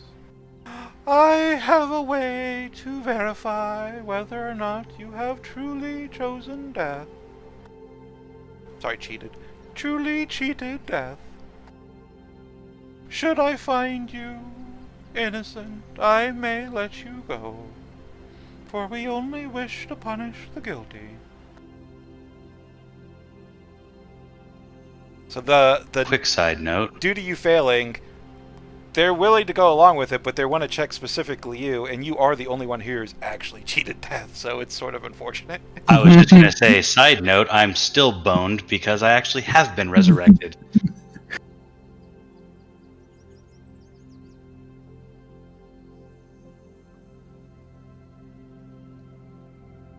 The information stands, but I won't be checked by you, and my hands will quickly flutter, and a fireball will blast forward. And that's when, let's roll initiative.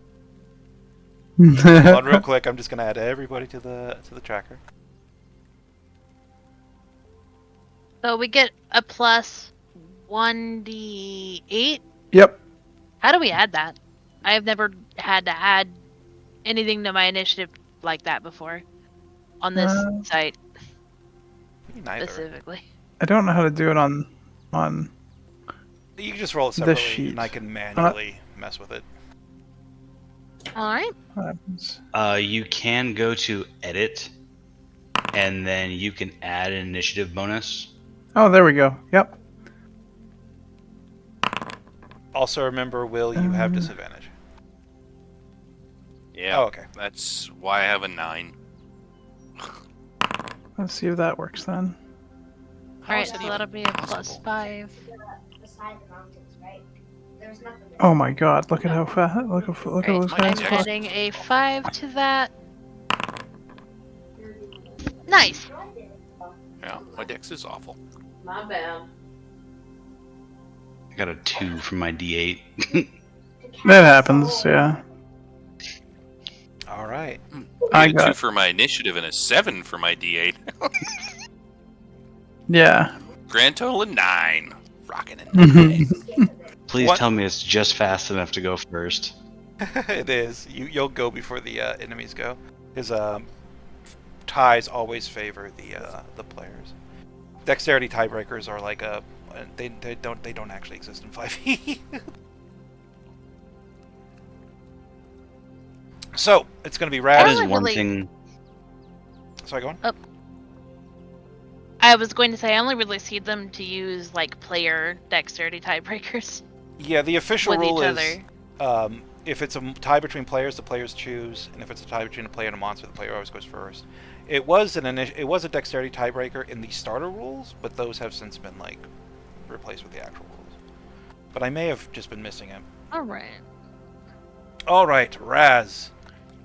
You see this lovely, fluffy, llama-esque priest person with a massive war maul and a personal guard of greatsword wielding knightly persons, just ready to go now that Tolmond has refused them.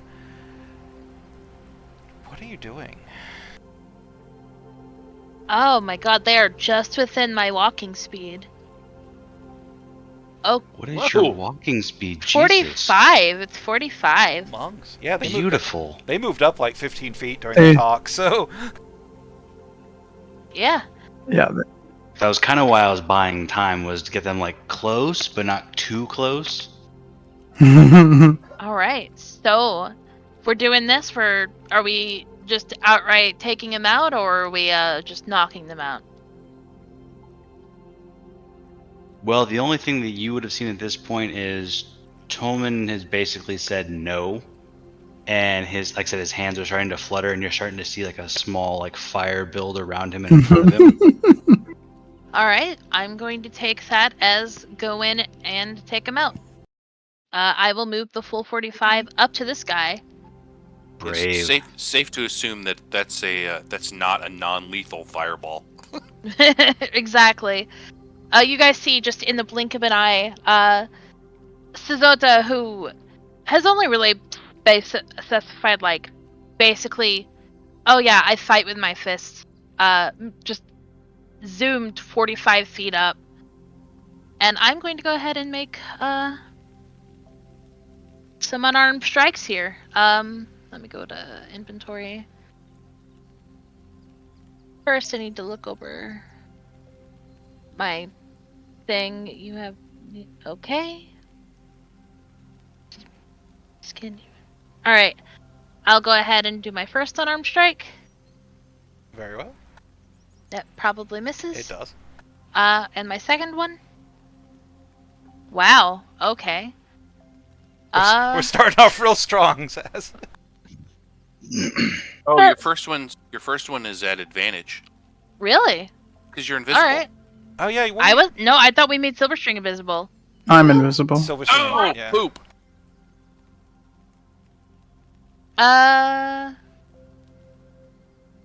So I have not used any key. Why does it say 2 of 7? Just give yourself it back manually. Alright, so now I will actually use key and flurry of blows. So that's 2 more attacks on this guy. There you go. That does hit. I will say also, I'm doing lightning damage. So the one that does connect, his fist is like just kind of full of charged lightning as he just hits. I am a Dragon Ascent monk. Nice. And lightning is one of my damage types. That's awesome. Lightning. Oh, I was Nice. so scared it was 4 elements for a minute. No, Ascendant Dragon is just the best monk subclass. So lightning And crackles. it's only the best because I like it. It's good. I've never seen it used. So you're my first Ascended Dragon monk. So lightning crackles around your fist as you send forth a flurry of blows that just slowly wears through the defenses of Assessor Selkie, until finally the last blow cracks against their chin, and they wince and then slowly turn their head back, looking angry. And because Flurry of Blows was a bonus, I cannot do Patient Defense, but that's fine. That will be where I call it for now. Tolmond, Fireball is ready to go. You could feel the power crackling in your hands. Oh yeah. I think everyone knew this one was coming. Don't worry Just about me, sad. I can dodge it. Fun fact, I'm an evocation wizard. You don't have to worry about where you are. Nice. We're both ready. Actually, it doesn't matter anyways, because you're just outside the blast. But everybody else is within the blast. Nice. Alright. So that will be a 16 dexterity save requirement.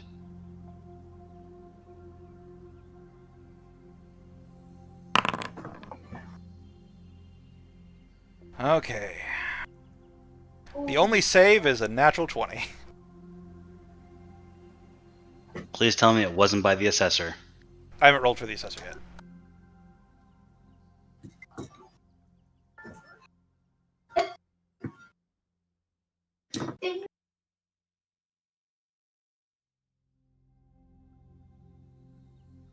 Okay, now I'm rolling for the assessor.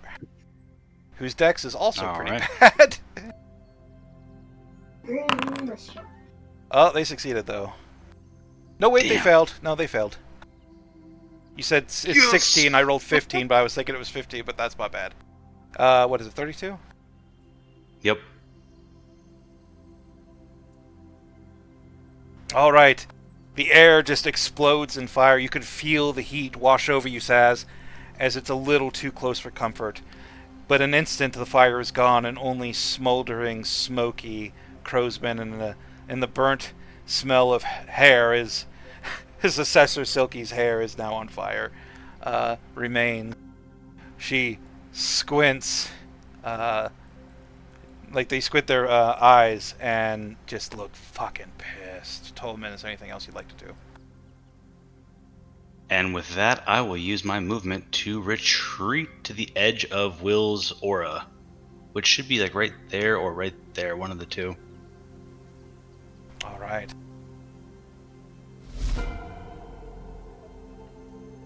Yeah, 5 feet closer. Copy that. 1 second. If I can move. Oh, it's not your turn. So you Oh, can't no, move. just tell me where you want to go and I'll move you. Just ping. I thought you were done. Like I said, wherever the edge of Will's aura is to be within the aura, it's 10 feet, so I think I have to move to the left. Perfect. All right. Ruben. This greatsword wielding, heavy-plated crowsman just rushes up to you, Saz, attempting to flank. They actually have a little bit of extra movement, so they actually are going to flank a little bit. I don't use the flanking rules. This is just the actual flanking, and proceeds to attempt to utterly destroy you. There's a zealotry Alright. in this person's eyes as they take their 2 attacks.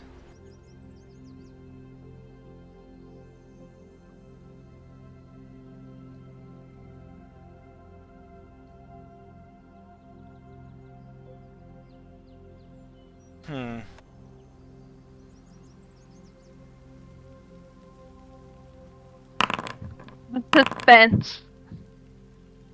Sadly, you are too nimble and too quick as both strikes miss you, landing heavily in the ground, sending up lots of river mud, just from the force of the blow. As they Nice. miss both attacks. But it is now Assessor Silky. Radiance wraps itself like a familiar friend, and the flames in Silky's hair goes out. The wounds begin to close as they are healed just a little bit.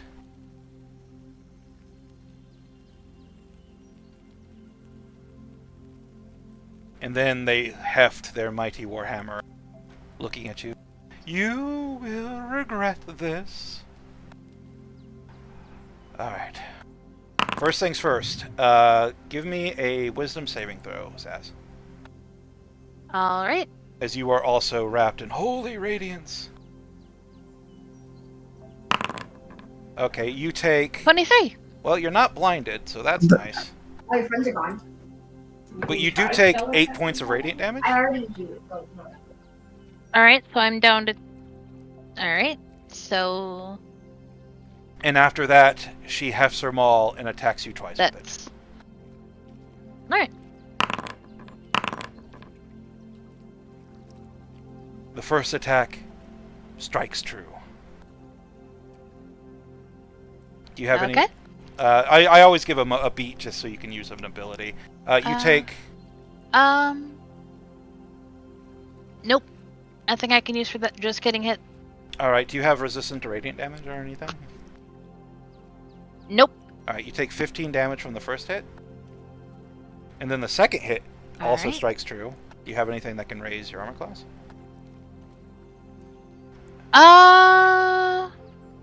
Nope. Okay, so the second attack hits you for 20. So that's 35 total from the 2 attacks plus 8 from the radiant for a total of 43 points of damage. Damn, they're, they're beefy. Nice. You're suddenly realizing Alright. that you are alone on the front line, and they are all here. And they are just Yep. attempting to overpower you. Silky, while this is happening, looks at you almost haughtily. It is right and just for the living to die, for nothing lives forever, not even the gods.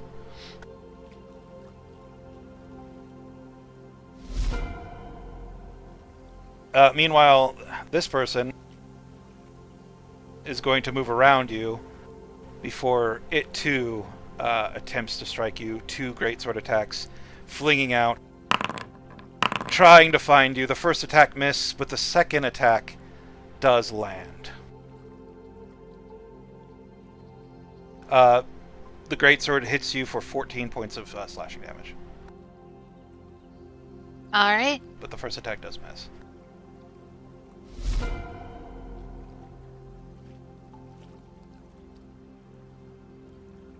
Oof. Bad time to be the only one in initiative before 4 people. Yeah, it's just unfortunate. They kind of left you all alone. Well, you ran up, so. Then Yeah, I did the monk thing. the monk thing, and then this person also walks up and just kind of grunts, well, I'll pray for you. And then they too also attempt to attack you twice.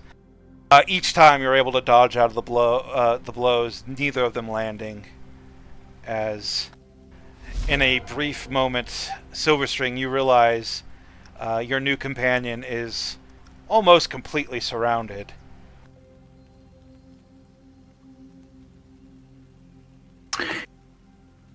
Yeah, that's dangerous.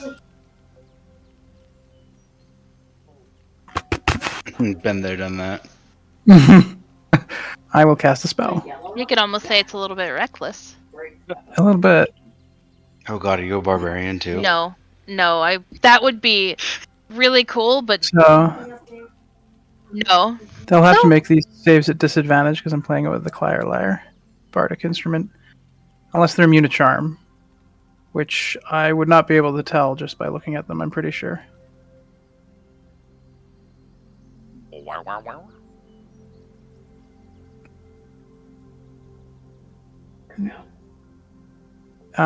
So Zaz, I believe you'd roll straight roll because you and T get resistance. Yep. And this is a wisdom save? Yeah. Yeah, wisdom save. 22. Nice. Oh, Good Nice. time for that. Magic resistance is sweet. Yeah. And you said everyone else has disadvantage on that roll, right? Yeah, unless they also have magic resistance, or if they're immune to charm, then Hell Oh. yeah. shucks.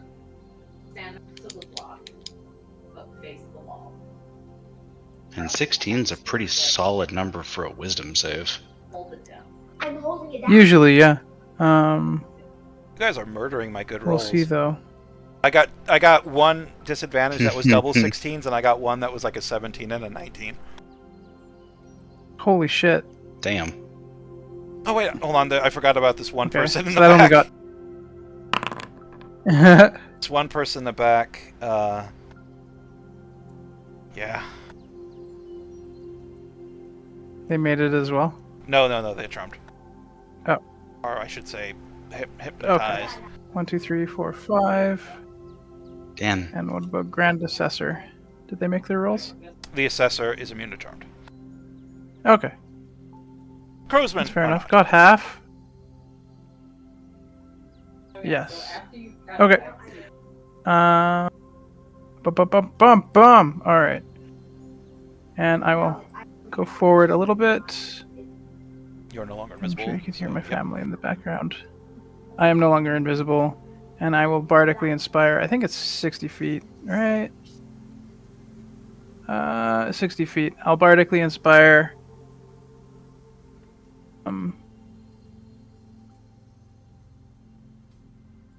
Razzmatazz. She may need it. Yeah, Yeah. probably.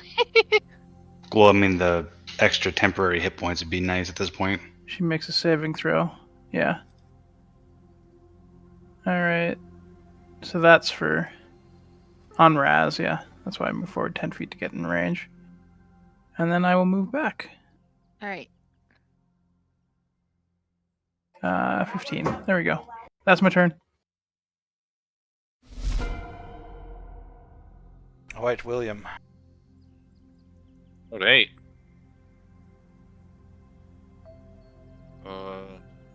How much temp HP does Taz get? It doesn't happen until she makes a roll. Yeah. That's right. Okay, that's right.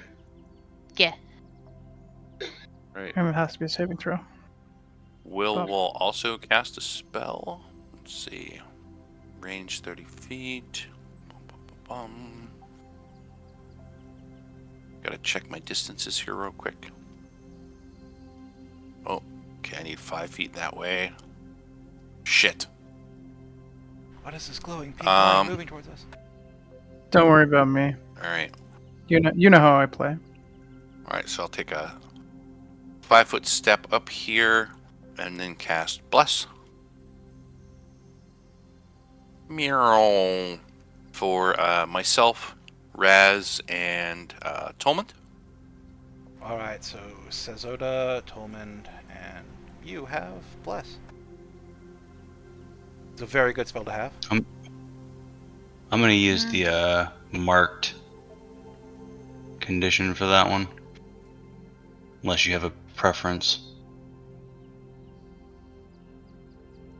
I don't, but Yeah, as long as you know what it is there stands a for. Bless one. Okay.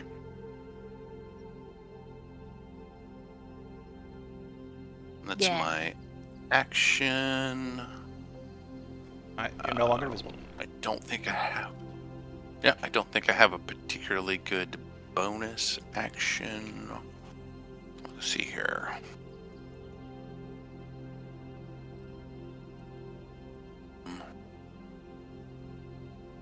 Come on, guys, don't make me I've cast moved the first combat. Tolmond.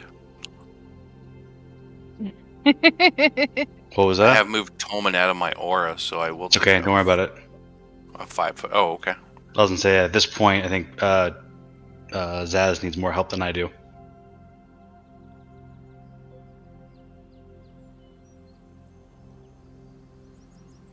So, like I said, I don't have a particularly good bonus action, but so that was my 5, 10, 15, 20.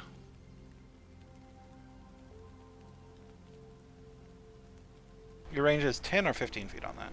20. 10 feet? It's 10 feet? Okay. I think I actually put your aura 15, so that's my bad. Okay. I'm trying to get up here so I can get Raz in my aura. Yeah, that's the well within your aura. So that's action, bonus action move. Okay. All right. So you bless your companions, and then you move up to the front line in an attempt to relieve Sezoda from being assaulted. So these guys are pretty seasoned. They hunt ghosts, and they hunt magic users. They hunt anybody cheats death. So they kind of see what's happening. This person will move up and use their action to wake up their compatriot. That's going to be 5, 10, 15 feet of movement. Going to wake the friend up. You just hear, get up, you're bewitched. And then kind of a slap on the face. Which will wake this person up. And then they'll continue using the rest of their movement to move here. No, the other way. Oh, that worked out. And this person just kind of wakes up. Oh, what happened? Oh, witch.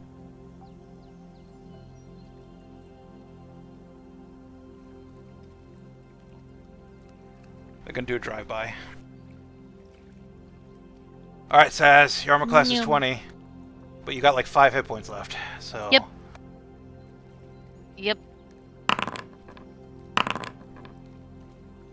It's a good. Okay, I just want you to know that those braces of defense has saved you from 3 hits already. Because I've rolled like 3 18s. For real, bracers. They're consistently a great magic item for monks. They really are. They're so good. But yeah, like 3 18s. So they're really saving you right now for sure. as this crow's person is unable to essentially reach you. Meanwhile, this other person's already attached to you. Well, adjacent to you, so they're also going to swing at you as well. Come on, Lady Luck. You love me. No, Lady Luck is loving you. I got like a 9 and a 10. As you're just dodging and weaving and ducking and doing that shit where you jump on the sword blade and just kind of like troll them a little bit. As even though you're bloody and beaten and you feel like parts of you are broken, they are unable to strike true. And then suddenly, Sazota, it is your turn for vengeance. All right, so he's a little reckless sometimes, but he knows when he's gotten himself a bit too much into it. So he is going to. Okay, I can spend a key point to take the disengage or dash action. As a bonus action, so that's going to be Step of the Wind, and there's something else I want to look at really fast because it's been a bit. Let's see, where is it? Right here. When you Step of the Wind, you can. All right. So when I use Step of the Wind to disengage from these guys, I can use Wings Unfurled to basically grow spectral wings, and until the end of my turn, I have a flying movement that equals that of my walking speed. Yep. So I'm going to use Step of the Wind to disengage, and these big kind of like blue wings, spectral wings sprout from his back as I go up like 10 feet. So that's 35, 25, and we then can just make I'm Wings going of to Lightning go if that's a better 5. mental image. Yeah. Oh, Yeah, that's no. so cool. Yeah, 5. So I've already gone up 10 feet. So that would give me 25 movement to get away. 5, 10, 15, 20, and 25 over here. He just kind of sprouts those wings, jumps into the air, and then flies over this way.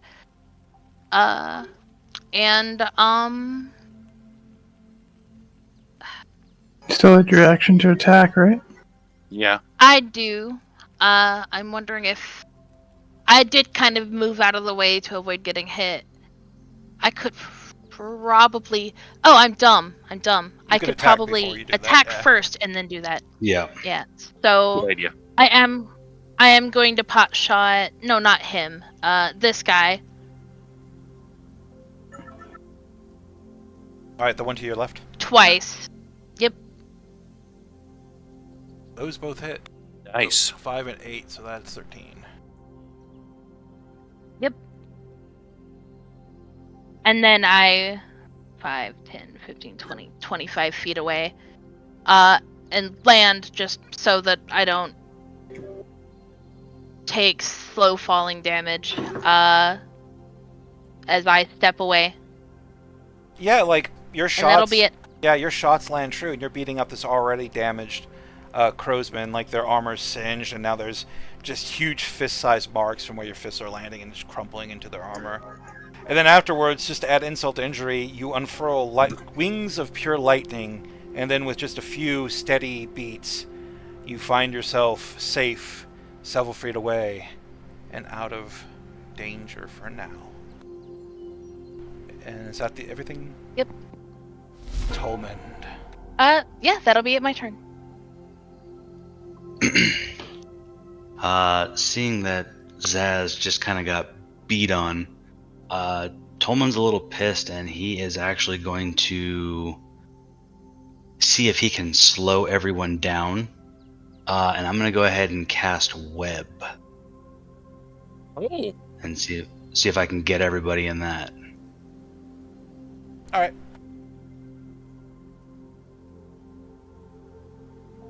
Oh, and perfectly enough, Will, you are just outside of it.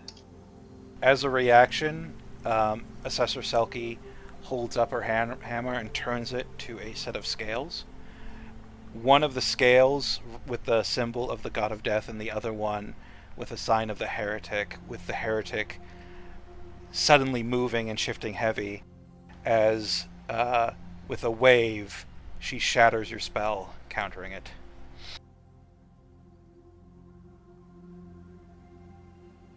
You've been counterspelled. Well, shit. Does Tolman have counterspell? The counterspell? The counterspell? The counterspell? Yeah, let's Let's play that game. Do you got counterspell? The counterspell? The counterspell? That's my favorite game. Technically, I do, but I don't want to use my last 3rd level spell slot on that right now. Oh, that could be so good. That would be hilarious. It's also a horrible game, and I hate it, but I love it. Yeah, I also don't want to set that as the precedent of, hey, counterspell, counterspell, counterspell, counterspell, counterspell. Like, welcome to high level magic. You, man.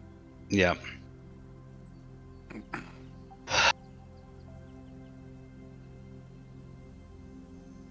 You get the sinking suspicion, though, that Assessor Selkie can only do this because you've actually cheated death. Ha!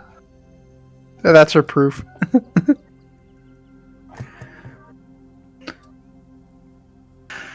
Well, that is all I can do. Since I lose a spell slot for that, right? Yeah. Yeah. Okay. Yeah. Boy, that make web sure. would have been sweet. The part of me that's an asshole Sorry, Will. just wants to move. Just walk up to Sass and keep attacking. You know what, Saz, you're The new 1, challenger has entered and the playing Tolman, field. I'm sorry, Will is 2. Alright. I know my target. Goodbye, everybody. No, This no, is no, it Hubris. was a 2. Oh, never mind. Will Alright. gets an opportunity attack, though. Let me look here. Yeah, Will does get an opportunity attack, Yep. and he'll take it. Strike true. No, not usability. That's the No, opposite that's the of wrong true. one. Dang it. You're a little over halfway there. No, that's the wrong attack. Where's well, my dang spear? I mean, it doesn't matter. You still rolled like a 4. Oh, yeah, I don't think a 14 is going to hit, is it? No. Okay. Alright, well that misses then. Alright, so they walk up. Your spear scrapes an icy divot along their armor, sending sparks into the air, even as they, just in an overhead chop that leaves them wide open to counter, brings their greatsword down twice. And you're getting flashbacks from that time on the river. I can't hit anything. Got a 9 and a 12, bud. As the greatsword, you know what? It's nice that I'm having a run of bad luck because I've had some fights where I had some amazing luck. As the greatsword just slides off your adamantine armor, and then at the beginning of turn, you see that familiar radiance of Assessor Silky once more wraps them around, and their wounds begin to close just a little bit. They move up.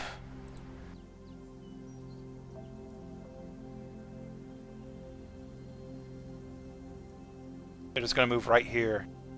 And they brandish their maul, but first, make a wisdom saving throw, please. As their holy fire radiates from their eyes and wraps you in a far too uncomfortable blanket of death. Or Will? It's a willpower. It's a wisdom saving throw. Okay. All right, that passes. You take 8 points of damage. Nice. You take 8 points of damage from holy fire. And then Assessor Silky raises her grand maul and tries to beat you to death with it. At this point, there's not a lot of grace and there's not a lot of fluid movements. Assessor Silky is just a hammering motherfucker. All right, that's a crit. He can't be crit. No crits. So that's a normal hit. Remember, you're blessed, by the way. Yeah, it hasn't come into play yet. There's not a good way to roll it right now. When you alt and bring it up, just add it to your bonuses. If you alt, will it come up? Ah, there it is. I would recommend. Holy Christ, how much damage did you take? 18 Jesus. and 17. So both hit, Yeah. I'm assuming. Yeah, okay. I would suggest giving up, for you will be hunted by far worse than I should I failed here.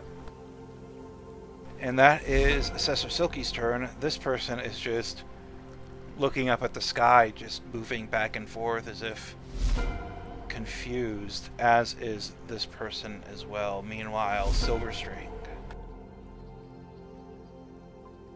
Alright. Which one of these crows people is, like, the most hurt?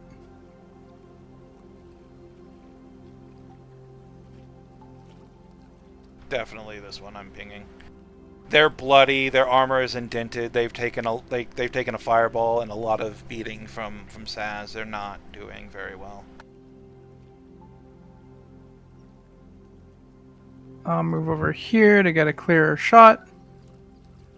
I'm actually not sure if it's any clearer, but you know. Maybe over here. No, you're good. Yeah, that's much clearer. Yeah, because it's corner to corner. So. Okay. Yeah. Oh yeah, that's how you do it. That's an elegant way of determining cover, by the way. Most people are really crappy at determining cover.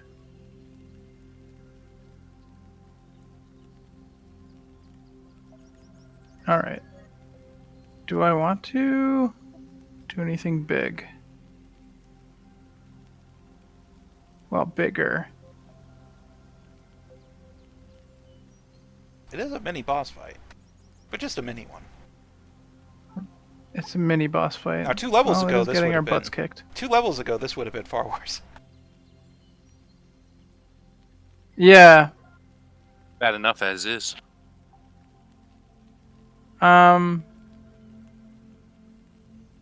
That would cancel concentration. Let's not do that.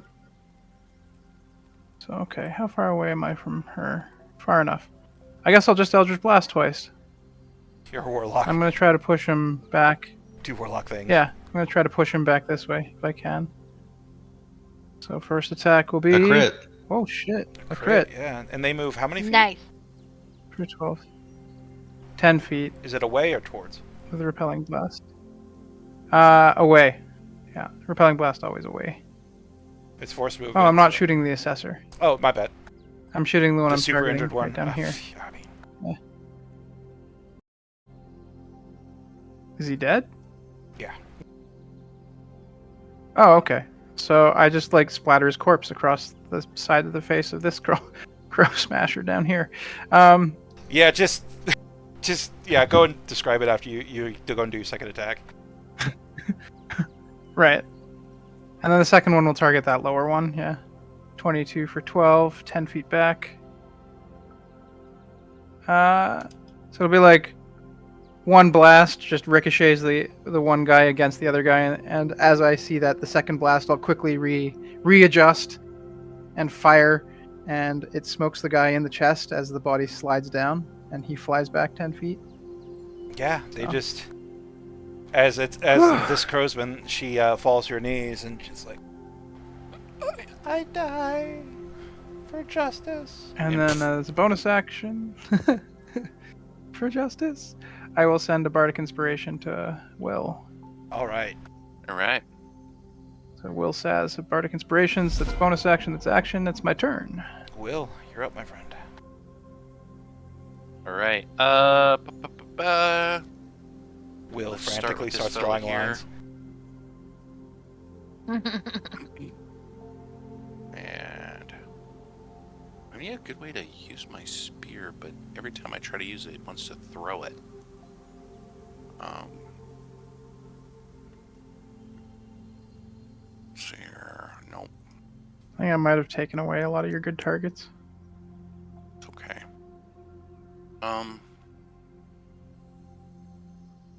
No, I don't want to use the ability. I just want to use this spear. Might want to set up What like a the second shit? spear that's just your magical spear without the throwing properties. Yeah. All right.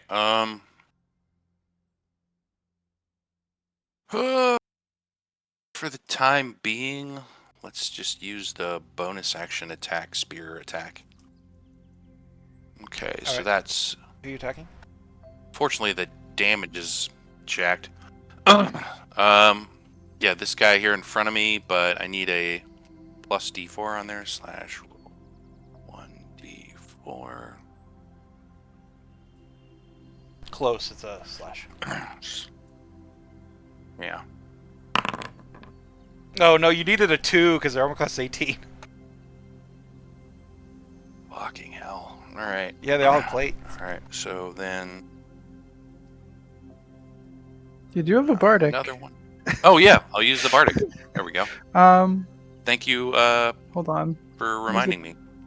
Fucking, what does the bardic do? I think there's like a thunderclap thing that happens when you do There we that. go. Let's see, mode of potential. Attack roll. Thunderously shatters, yep. In each creature of your choice that you can see within 5 feet of it must succeed, so the assessor as well. Yeah. So the 2 of them? Must make a constitution saving throw. Against my spell save, so 16. My spell save or his? Yours. Yeah, it says yours. Alright, Selkie succeeds. This charm person does not, takes the damage and is no longer charmed. Oh, I'm assuming he's not the charm choosing that This person. guy. The guy I'm attacking. Oh, is it? It's everybody within 5 It's feet of you, yeah? people you choose. Oh, it's people you No, choose. everybody within Okay. 5 feet of the target. Okay, of the target, gotcha. Yeah. So they are charmed. Yeah. Yeah, target each creature of your choice within 5 feet. Good catch. That would be cool if it was everybody within That 5 feet. would. That'd be nice. I was like, god damn. Alright, Selkie succeeds. Okay. Okay, what's your total damage now? Okay. Getting there, so that's 7 plus 3, and we're gonna smite also. Well, +5 for the thunder damage. Oh yeah, plus 5 for the thunder damage. And where's my smite? There it is. Ugh, and only 6 more. Well, after everything, they only had 20 hit points Okay. at the start of this bullshit, and I think you've done 21. Oh, okay. Nice. Yeah, Alright. nice. Go and describe And real so briefly then how you with killed them. So distracted and paying attention to Raz, we'll just run them through from behind, finding a gap in their armor under the armpit. Yep, they slide to their knees. This way, carry a shield. Shields are for losers. And then dies. Shields are for losers, he says as he dies from a weak spot because he doesn't have a shield. Can't wield a greatsword Yeah. when you have a shield. And then a second attack, so we'll actually use Alt. It didn't work. God dang it. Oh, The pole arm bonus. That hits. okay. So that's the attack, and then if I hold, it's Alt, right, to pull it up so I can modify. Dang it. Oh, that was a critical. You rolled that as a crit. I'm not for some sure. reason. Well, it should be 2d4 because it's a normal spear attack. 2d6. Oh, sorry. What? It should be 1d6. Because when I'm using the bonus attack, it's all fucked up because I don't have the right spear. Yeah, that's just strange. We can figure out. Just, Oh. Okay, slash roll 1d6 plus 3. if it makes you feel any better, every single one of my monster tokens was broken today, so I spent hours fixing them. There we go. Oof. Okay, so that's the actual damage. And then we're going to smite again Yeah, Nice. for 11 more. Silky's hard to hit, so you might wanna smite them when you have the chance. For 11 more. Yep. Especially because they've been healing every round. And then And then the actual bonus action attack.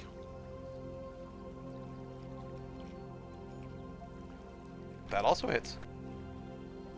And we'll smite again.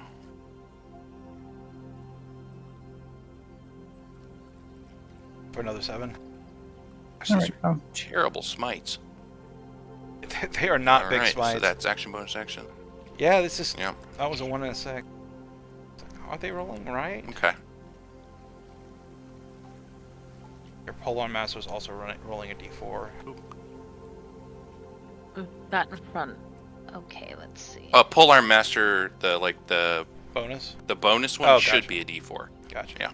Mm-hmm. Alright, so that'll be end of turn, and while everyone else does their thing, I'm gonna import a proper spear. A proper spear. Alright, this person's just gonna.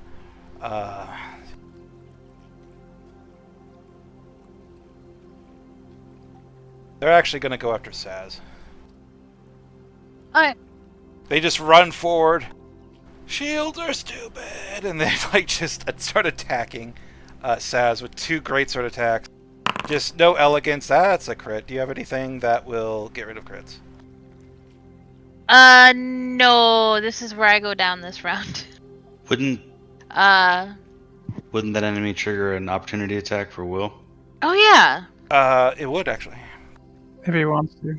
if he wants to. Yep, I can try. Kill him.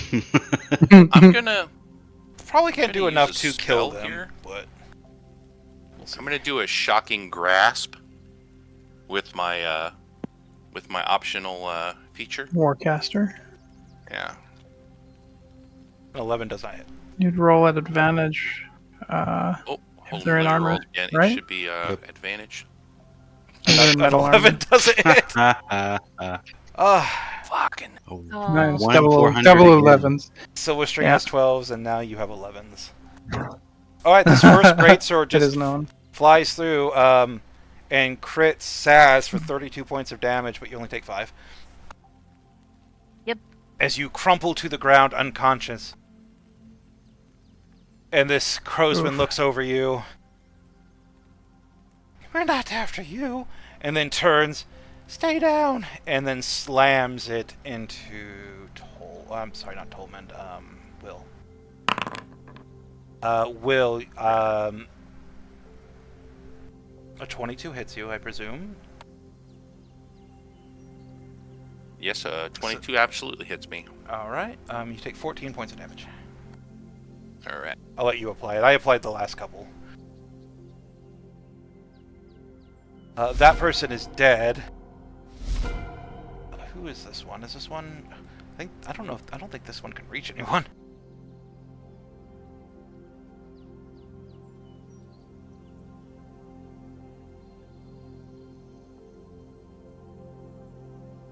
Yeah, they could get to you. And this person runs towards you. 2 greatsword attacks as it lifts its knightly greatsword over its head. That's a 16. And I can't crit, so that's a regular hit. You take 12 points of damage. Alright. Alright, Raz. Oof. Can I have a saving throw? Or death save? This. That's a success. Why is it a 18? Oh, because it's a success. I thought I was like, what? Yeah, for some reason this thing... I thought it was a green. I know, because I'm so used to only 20s being green, so I get so excited, and then it's like, oh, wait. It's dumb. Tolman's already lined up. Alright, Tolman, draw your circle.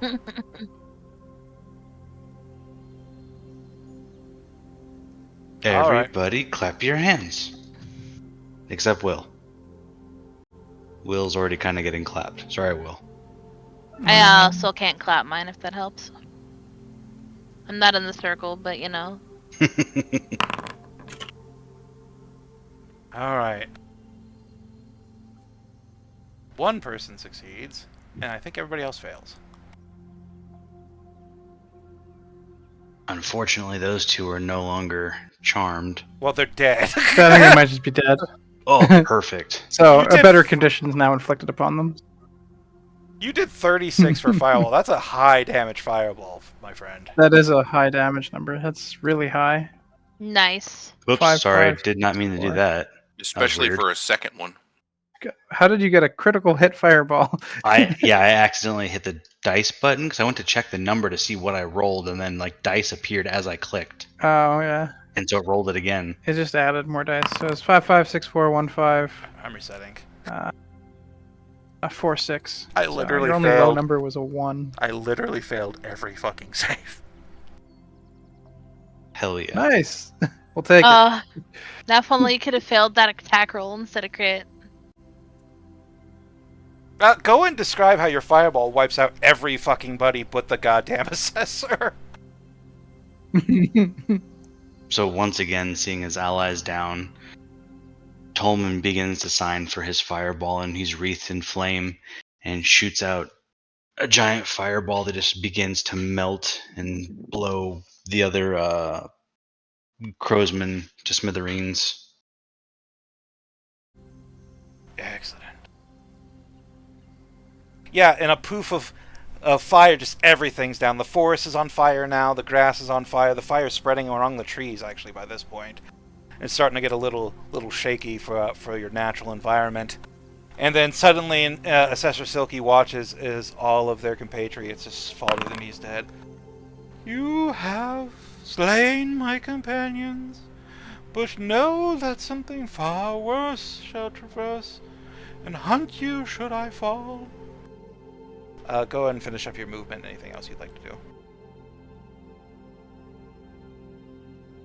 At this point, Tolman will slide to the side to get a better angle on Silky. To the left. Take it back now, y'all. 2 hops, 2 hops. Alright. Something worse may come for us. But you'll die first. I rolled pretty good. Give me a wisdom saving throw, Tolman. Ay, shit. Holy Fire's got range. Now I'll use my inspiration. Alright.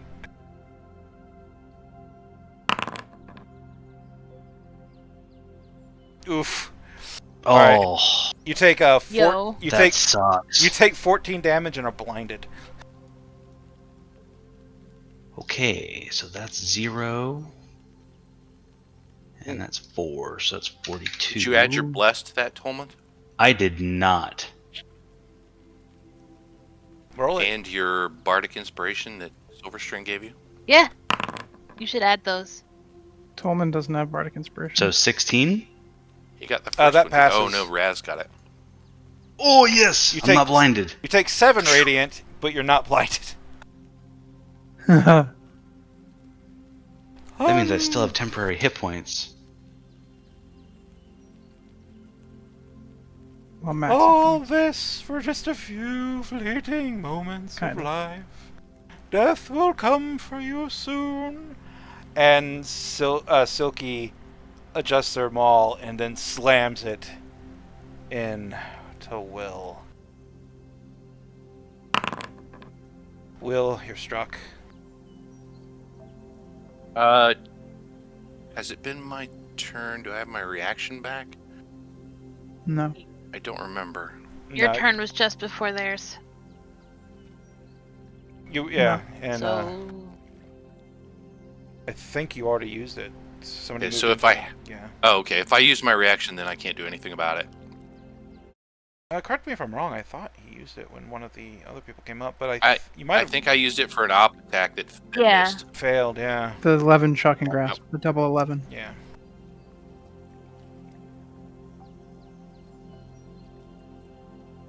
All right.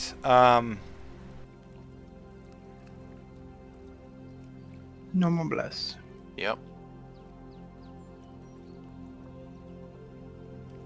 All right. So you're hit for 13. That knocks you unconscious. Yes. Okay, so no more bless.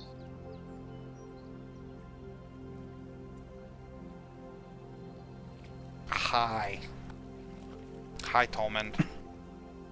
And oh wait, I forgot at the beginning of her turn. She heals a little because regeneration mechanics suck. And just now that Will's down, Silky looks to you, especially because you just threw fireballs, and now like her hair's on fire, singed, and they are just not happy about it, and just charges you with a look of determination in her eyes and brings them all down.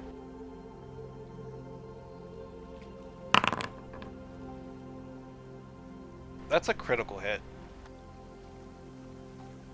Again? Yeah. That's like the fourth one you've Damn. rolled. It's She outpacks a punch. yeah. Oh gosh, do I silvery barbs? Anyway. I would silvery barbs if I were you. You should, because this would maybe one-shot Tolman. Yeah, yeah. Okay, I'm gonna Wizard just reroll health. it.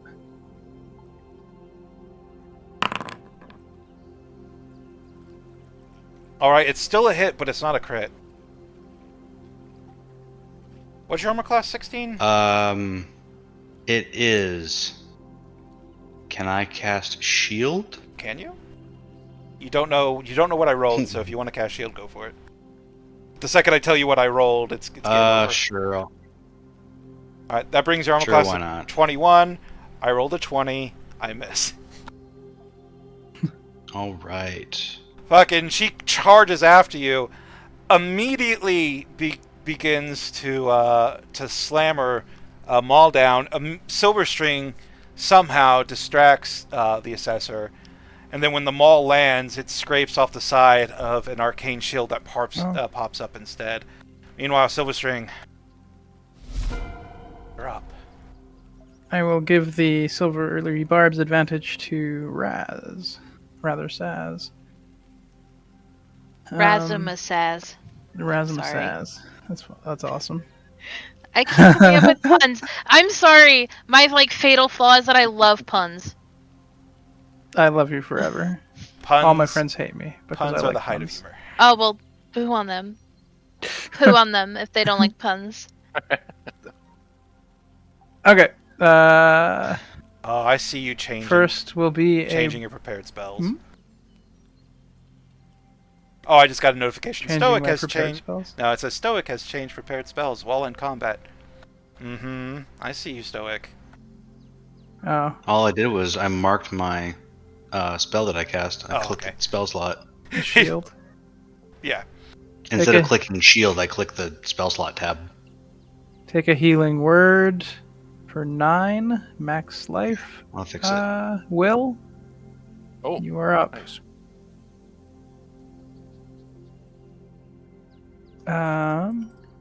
Bards. And then that's a bonus action. And they're bullshit. Bards and bullshit, yeah. Oh. Why didn't that give me a thingy? Okay, I want to know how far I can move. I can move that far. Okay, that sounds good to me. So Robin Get a clear bravely shot ran away. and take 2 shots. Yeah, the first time I tried to be brave was the very first session and I got crit in the face. You too, huh? Alright, 24 for 11. Assessor's going to be going backwards 10 feet. 10 feet, and then Right another back. one. 21 for 12. Beautiful. Hey, for another 10 feet. For a total of There we 23. go. Get out of there, Tolman! We don't need you collapsing in front of the assessor. She's going to claim your life. Alright, I bonus actions and I've shot and I've moved. That is my turn. Alright, as your Eldritch Blasts slam into the Assessor, pushing them farther and farther back, their feet digging just digging up little trenches in the earth as they try to struggle against it but cannot. Meanwhile, William, you're prone, but luckily Silverstring positioned this in such a way that you can get up and walk over to the Assessor if you so choose. Alright, I do so choose. So I'll scooch over there and attack them. I will not Alright, make a so second now that I have mistake. a proper spear. It looks at you and the Assessor's just like, I will not make a second mistake with you. And then that misses. Let's see. I don't think I have another Bardic, so another 2. And 3. The bonus attack does hit. There we go. And I'll burn a 2nd level smite. So that's a normal smite plus HP. 1d8. So My precious HP. Roll 1d8. Nice. Oof, for another 19. Yes. That is good. 25 total. Ugh. This bloody, burnt, Don't forget the spear damage. and very angry. The spear damage was 6. This bloody, burnt, and very Yep. angry assessor now has this very equally angry will looming over them. And Right, Raz. that is action and bonus action, so I have nothing left. Raz, you get to make this death save with advantage Alright. because of the silvery barbs. Will for it that- roll it with advantage though? Because I don't think it did last time. Even if it doesn't, you next to I them. didn't have advantage last time. Yeah, even next time you'll see. Yeah. Oh, still passed. All right, so I'm on 2. Okay. If you mouse So over, there we go. yeah, if I you mouse over the numbers, you'll see like 2 arrows going down, 2 arrows going up. The up is advantage, and the down is disadvantage. So you can just do it on the chat thing. Like so. All right. All right. Well, Tolmond.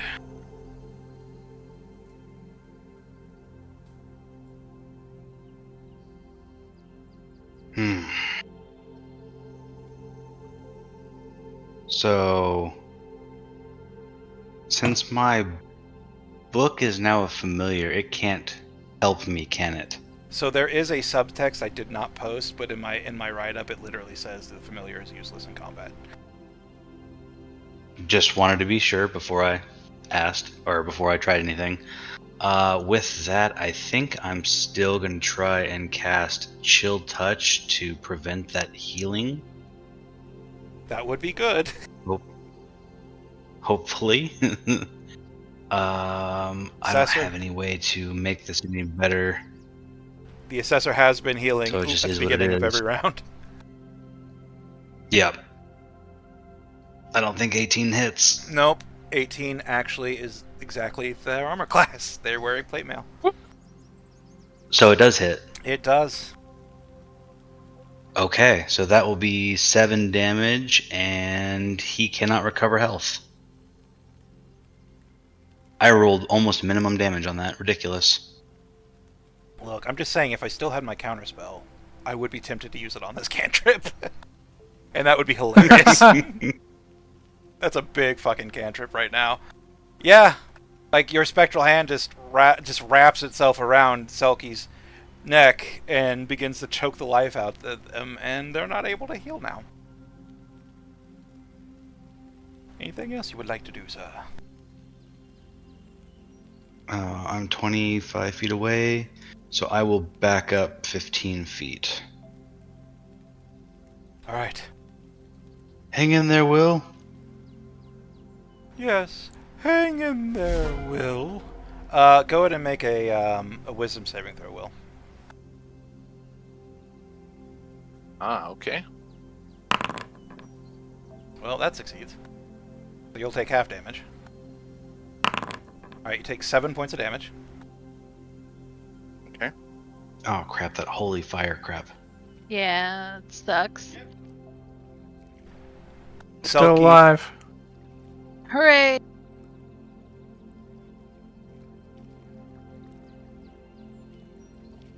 Silky's pretty pissed.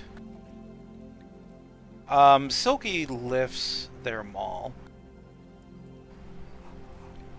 I've warned you, but you choose to hang on to this unholy life.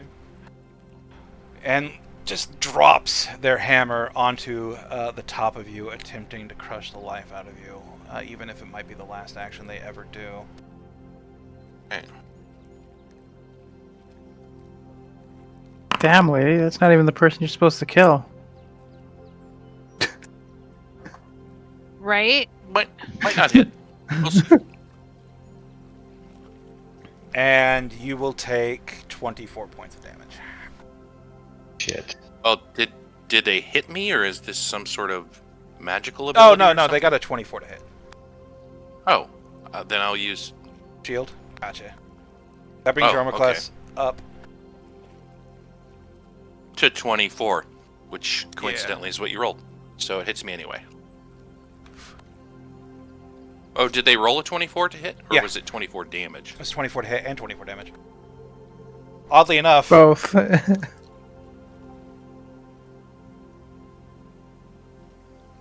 Alright, so you're unconscious. There, I put it in chitter chatter because it's kind of funny. Alright, Will, once more you're unconscious. Silky looks around. It is time. And she lifts her maul into the air, and holy light begins to swirl and radiate from it. I can sense my death coming. And a single solitary beam of pure radiant light skyrockets from her maul directly into the air. If you would like to have a chance of determining what they are doing, you may use your reaction for an Arcana check. It'd be the equivalent of trying to identify a spell in combat. It is not on any of your spell lists, so you will have disadvantage. Actually, it's not a spell. Oh. You won't have disadvantage. It's not technically a spell. It's just a magical ability. 17 is enough. I rolled a 6. Yeah, I know, but you're great at Arcana. A 17 is enough. The DC of this was only 16. The magic that's wrapping itself around this beacon is a message. Not a traditional spell. It's more like a way to mark the passing or presumed passing of an assessor. This is something that will be logged by someone on their passing, and all their threats that someone worse will come for you maybe has a bit of truth to it. And they will step forward as much as they can, meeting their fate head on. And that is Silverstring, it's your turn.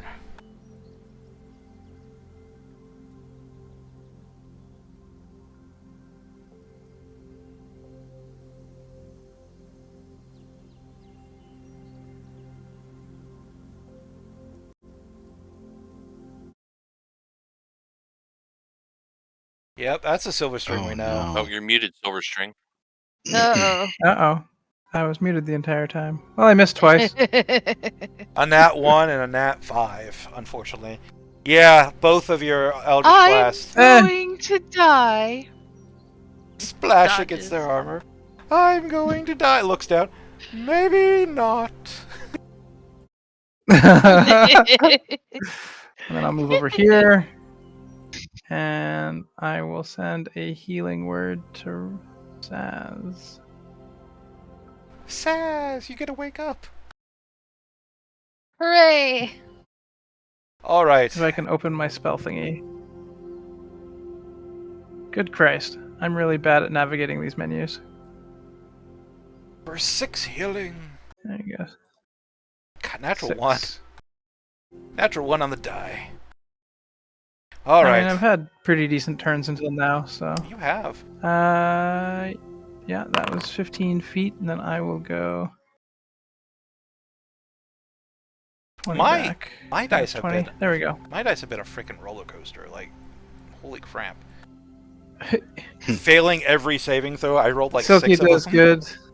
And Silk's like, I'm gonna crit, but it's all Silky against. does good, but the rest of them Yeah. don't. Yeah. But Silky's been critting against the person adamantine armor, so it's just like, meh. Alright, Will, you got a 4. Raz. Consciousness arrives as healing power flows through your body, bringing lightning to your veins. You look around. William is down. Silky is marching on your newfound companions. What are you doing? Alright. I have 2 thoughts in mind. The first one would be to do something cool, and the second one is to pour a healing potion down down Will's throat. And I think the second one would probably be the better option here. We'll be fine. Do something cool. You know what?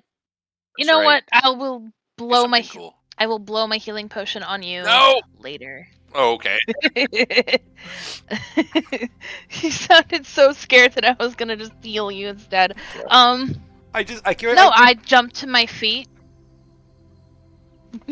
Okay. No, I was just saying, go on. My bad. I'll do it later. Alright, so he jumps to his feet. And just kind of wanted to let this guy know that, hey, you forgot about me. He inhales. And I'm going to do Breath of the Dragon in lieu of my first attack. Where is it? Features. Key to weapon keeps stunning strike. It should be on here somewhere.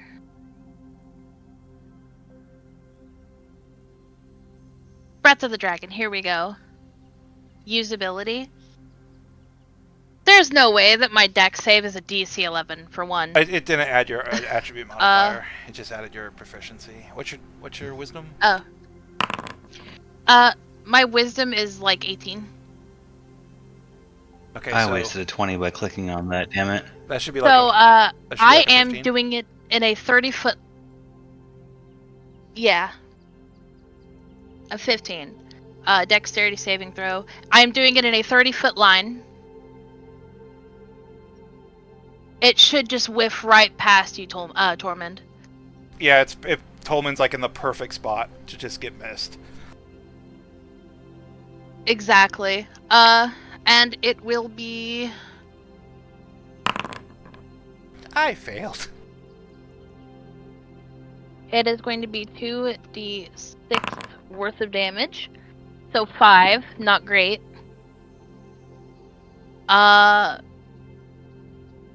However, let me see.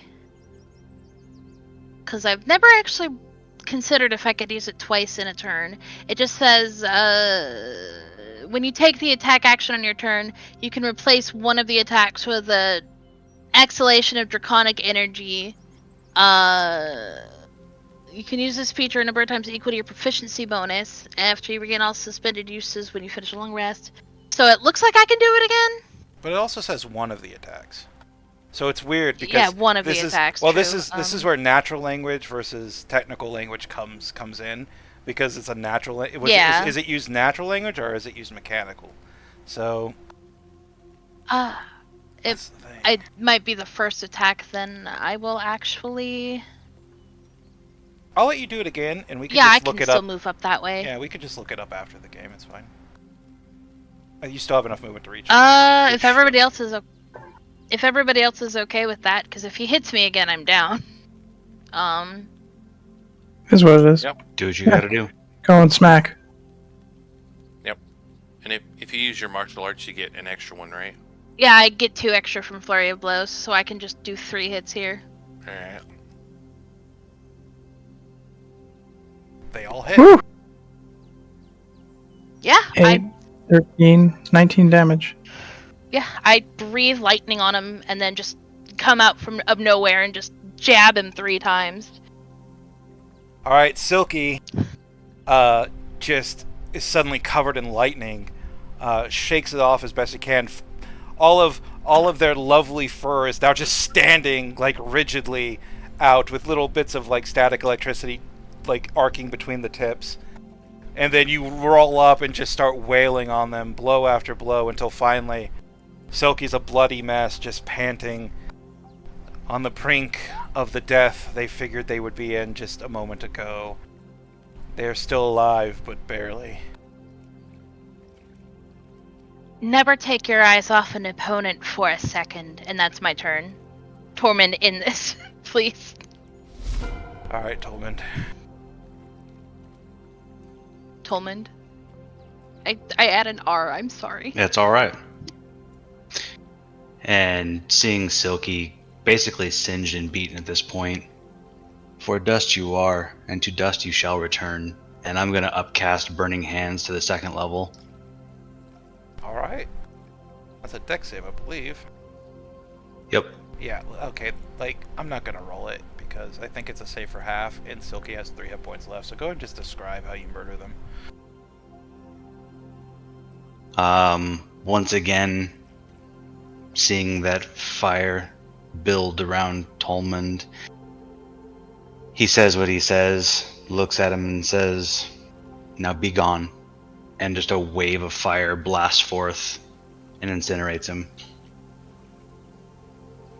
Well, Silky may not have returned to dust, but they certainly returned to ash, as after your upcast spell, little more than a smoldering, molten hunk of metal and burnt flesh and hair remains. The trees to the south are on fire, and it's spreading gently. Soon, this patch of forest will erupt into a quick blaze. Will is still down. I have a question. Yes, go on. If I want to let one of them take a healing potion off me and heal Will, I could do the Breath of the Dragon thing, but with cold damage. Would that work on stopping the fire, or is that... Yeah, you could do that thematically. Just start blowing cold air on it. Yeah, I just think that would be neat. Yeah, go for it. And I do have a couple of healing potions that I can give off to somebody to heal Will. Oh. Darn. Well, Will went next. No, wait, Will. It was technically Silverstring and then Will. So I'll just let Will stand up. Because why waste a 20, right? Yeah, why waste a 20? Was that a nat 20? Yeah. He's rolling privately. Okay. Yeah. Because I totally would have grabbed the potion, but that would have been my action to get there. Honestly, you run and grab the potion. You're ready to pour it down the Will's throat, but you just don't have a moment. And then suddenly, right as you're leaning over Will, your eyes open, and you see the strange sight of just Silverstring leaning over you. And then your new companion blowing ice onto a fire, killing it slowly. And I'll just reach out a hand and pull him up if he takes it. Oh, yes. Oh, thank you. I'm I thought we were surprised you done just there managed for to a wake minute. up from all that. Oh. One assessor down. How many more could there be? Millions? Billions? Either way, that beacon of light will have attracted a lot of attention. Oh. Let's scavenge what we can and move. I suggest we move out, yes. Right. What are we scavenging? To see if the assessor or the other guardsmen had anything on them worth us taking. I suppose so. Maybe some potions or other materials. We are looting corpses. How dignified. It is what it is. Not the banditry I'm very used to. Alright, so you immediately begin turning over the bodies and just like peeling off anything of use. Like, this will be fine. Alright. So what you find is just the assessor has a purse, as do the crowsmen. Altogether, it's probably like we're gonna say it's 440 gold pieces, but in platinum, so 44 platinum. In addition, there is a lovely set of regalia that Assessor Silky is wearing, but everything else is really not in the best shape, mostly because of damage done by you in the case of the armor and the weapons, or the fire and the flames in the case of Assessor Silky stuff. Obviously there is the hammer that Silky was wearing, and also the armor, but it gives off a radiance even in death.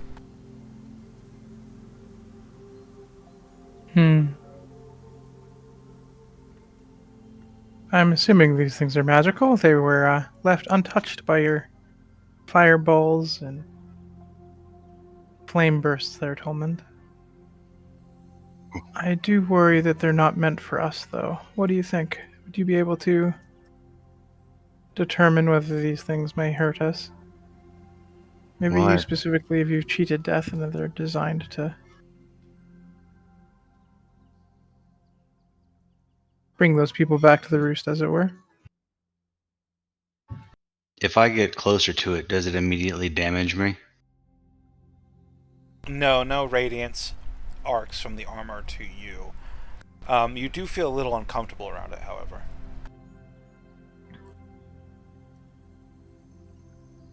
What does our little godling think about this?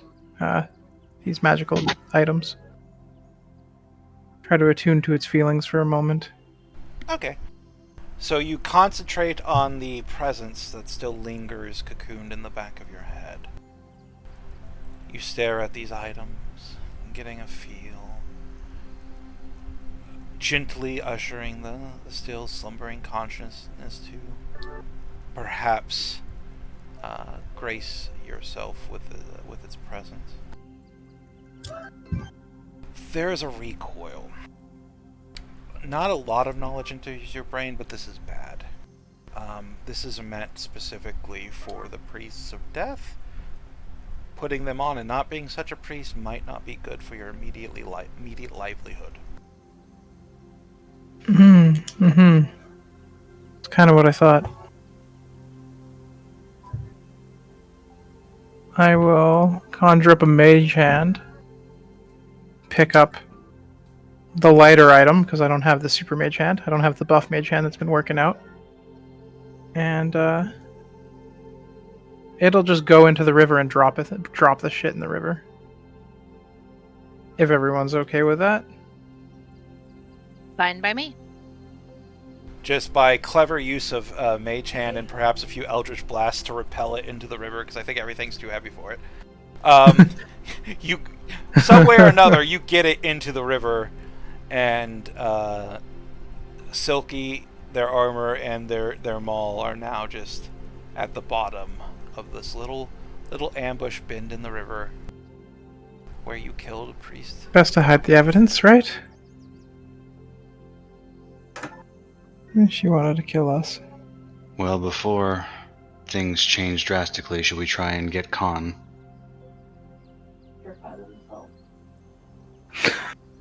I suppose so. We may want to take a bit to rest, however. Will, Saz, how are you feeling? Well, hey, look so well. We look like shit, so I suppose perhaps maybe patching that up would be...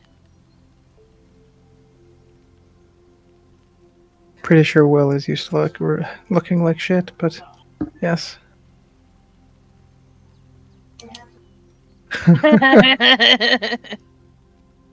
Well, all's well that ends well, right? To be fair, if Don't you worry, it would've, gets worse. to be fair, if you would have pulled off if that little grung would have made their frickin' save, this would have been a lot easier. Poor Ribbit is not as good as he thinks he is. Poor boy.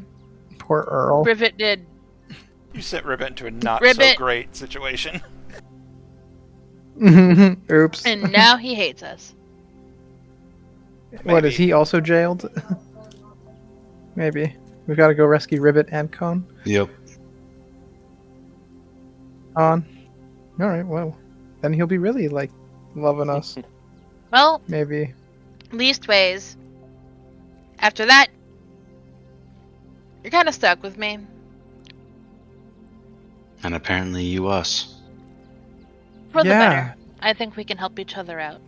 The Black Caravan may have definitely put you on a wanted list now that you've associated with someone who's killing assessors. So welcome. Well, thank you, and I'm glad to be here. You are, like I said, an interesting lot. And Oh. I think I'm going to enjoy our time together. How did the chat about the little godling go? I think Have you accepted him into your mind yet? Oh, he hasn't asked. Them. They haven't asked. Yeah.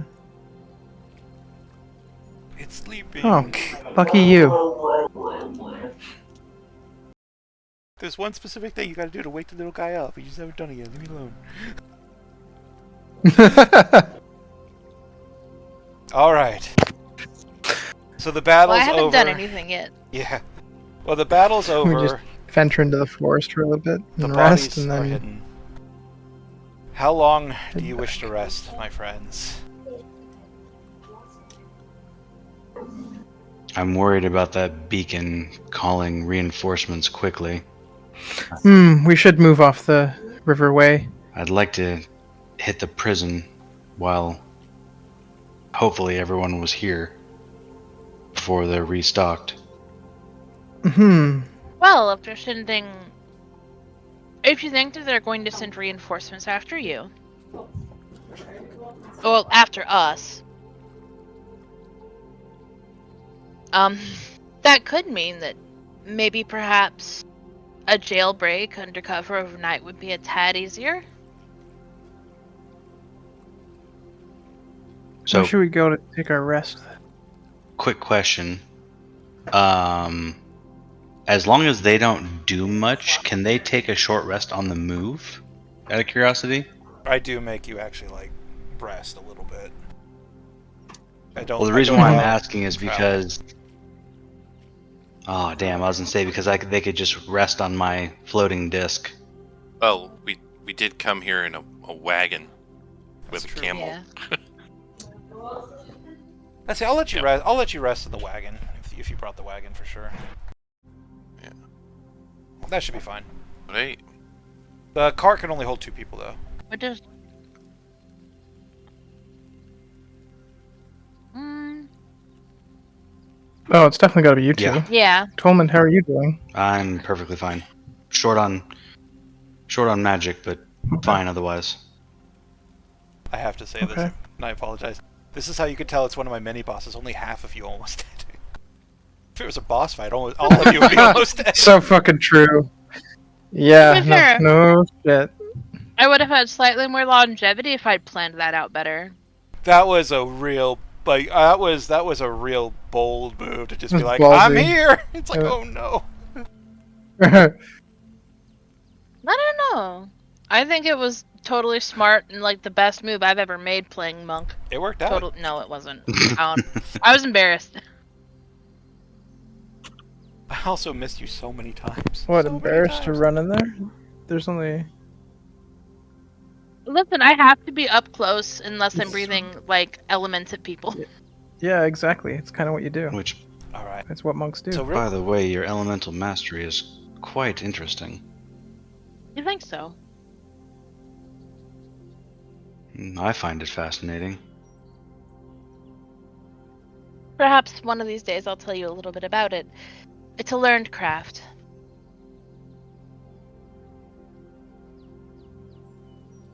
And a secret one, but I don't mind telling you what I think is safe to tell.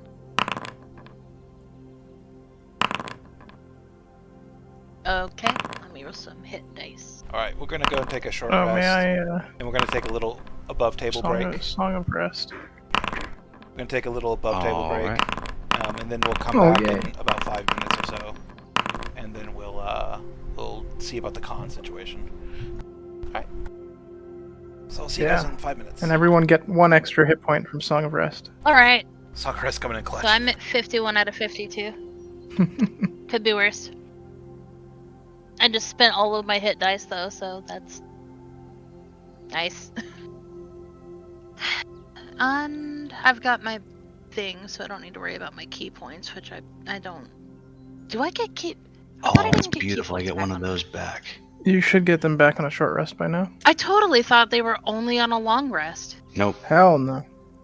Holy shit. That's the I think- one saving grace for monks is short rest stuff. I think that's 5th level Oh. if they start coming back on a short rest. Or maybe it's I always. gotta message Deersky because this whole time I thought it was a short rest. Oop. Uh-oh. Or a long rest. Yeah, they come back on a short rest. When you spend a key point is unavailable until you finish a short or long rest. Short or long. But break time. When we back? Sure. Yeah. Soonish. 10-ish minutes? 10 Say minutes is fine 25? with me. I'm Yeah. not gonna do much, though. I'm just thirsty. I could use a drink, actually.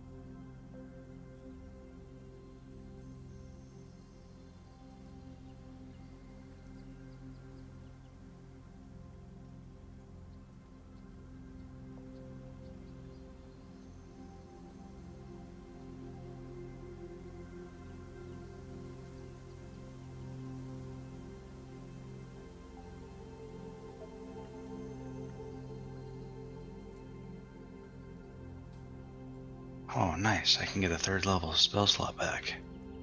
Okay, I'm back. Welcome back. I just got back. You know Nice, what welcome back. You know what the scary part of that was? If you really wanted to, you technically could have tried that fight at like level 3. No. TPK, TPK, TPK. I was gonna say, quite frankly, we've gotten relatively lucky with the order of operations, kinda sorta. Minus the astral whole thing. Yeah, like I tried, like I did some foreshadowing with like, this might not be the best idea to go with the assessor because I'm like, they're really strong, like, you know. And you guys, No shit. you guys definitely picked up on that. They're war priests. Like, Silky was like CR9.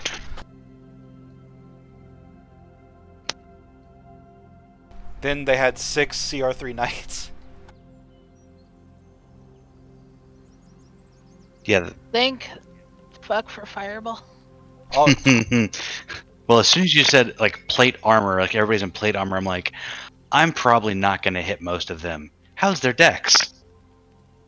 like I think Not literally, so good, I do not think. Yeah. I think literally everybody had an AC of 18. Like, it was pretty ridiculous.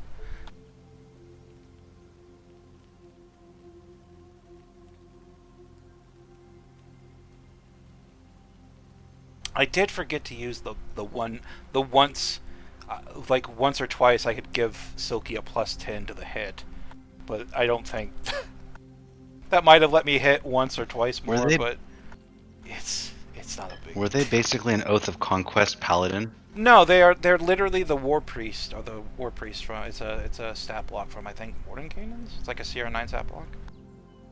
Damn. Yeah. Their multi-attack is literally 2 maul attacks that do 2d6 maul damage and then 3d6 radiant on top of it, which is why they were hitting so hard. And then they also can do Holy Fire, which is 2d8 radiant damage and blinded, but save for half damage and no blind. So that's a lot. That's basically 3 attacks around. And then on top of that, Silky can heal 15 hit points at the beginning of every one of their rounds. And I think they Yeah, healed, like, I've noticed that. Was trying to. That was definitely like a Tolman get on it like thing. Yeah, I saw it the first time and I'm like, shit, we gotta thin this herd before I can do anything about that. But yeah, I know Silky healed for at least 45. 3. health. Yeah, I got 3 of them off. And it's 150 hit points, so you shoot through 195 hit points in Silky. Plus, like, every knight has 52. So there's a lot of hit points. Let's see what, that's basically 200 for Silky, and that's basically 300 for the knight, so 500 hit points you shoot through. Ooh. It's AoEs, man. Not gonna lie. The fireballs alone did like Super 70. happy about those. I was gonna say, super happy that I rolled super high on those fireballs. That last Well, fireball. I think the first one was like average-ish, but that second one was beautiful. Well, I felt every one on that second one, and it was like almost it was like 40 damage or something pretty close to it because you rolled crit, so we had to like manually go add. But that was over 6 targets, so it was just like it was like it was probably a couple hundred damage, pretty close to it, just right there, just gone. Yeah, so it's what, 8d6? Yeah. So only of the first 6, only 1 die was below a 4. Ooh. Yeah. It was 5, 5, 6, 4, 1, 5, 4. Oh, and then another 6. So yeah, 2 6s, 3 5s, 2 4s, and a 1.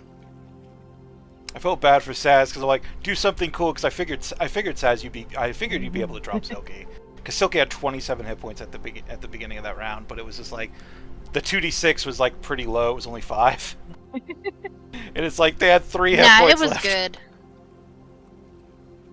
Honestly, I'm good with just getting to show off the shit that I can do as a Dragon Ascent monk. It is actually the best monk subclass. It's very cool. It's No very thematic. shit. It's fun too. It really is like they took like the coolest parts of like open hand, 4 elements, and a little bit of like the Sun Soul. Yeah, and then they made it cool. It's better. And it's neat because I can pick the element that I punch / do my dragon breath with. But I tend to default to the element of the dragon he is tied associated with, yeah. Yeah, associated with until he needs to change elements. So That's fucking cool. yeah, and the wings are just supposed to be like spectral dragon wings that resemble that dragon's. So it's always like for him it's the lightning wings, and I think that's neat. I thought it was a lot more thematic than just like spectral, so it's like screw it, let's just go for pure cool. Yeah. I always try to make Exactly. you guys look cool. Exactly, and it does. And that's not even all of the goodies that I got to use. It's most of his class stuff, but I do have like a magic item that I haven't showed off yet, so. Yeah. Is everybody back, by the way? I have one that I haven't been able to use yet either. No, Go I'm ahead. back. Yo, I'm back too. Oh, welcome back, guys. I was Scarfing down spinning chicken on for a pot couple pie. seconds. Pie. Savory pie. The best pie. Alright. For real. You all jump into the cart and begin to roll away. And as you crest the horizon, the river and the ambush bend fading into the distance, what you all fail to see is from the river the ghost, the wandering soul, because remember, the dead do not go to the underworld in this world. They tend to wander. As you see the spectral, or you don't see the spectral form of Assessor Silky crawling onto the banks, staring around at the ghosts of their compatriots. And then on a ghostly whisper, even in death we serve the divine shadow. Meanwhile, back in Brindlewood, you roll through the gates pulled by your astral camel. It attracts quite a bit of attention. Several kids running around the legs, only to be pulled away by protective parents. The blood that splatters all of your clothing, and by all of yours I mean mostly Suzota's and Will's, does also attract quite a bit of attention.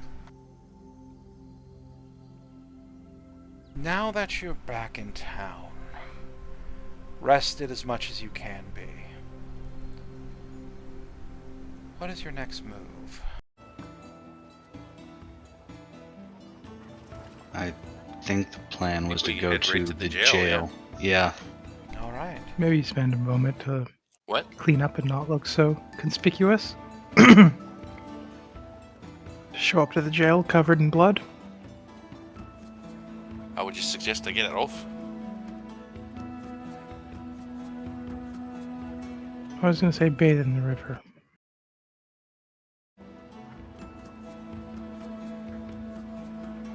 I don't have a means of helping you with that one, sorry. A quick dip will wash most of the blood off, I think. If you think It's so, yeah, sure. surprising. You need to tell Will that he needs to bathe. Silverstring. I'm gonna break your neck if you don't shut your mouth. You know, you've been on kind of a killing spree lately. It's a little concerning. These threats of violence are unlike you. You used to be our conscience, now you're our instigator? Eh. Have you and Silverstring switched places? Not your anything. I thought you were my friend. I'm just trying to live through this whole fucking thing. I wouldn't be in this mess if it weren't for the rest of you. The angrier Will gets, the more his eyes turn blue. I would say none of us really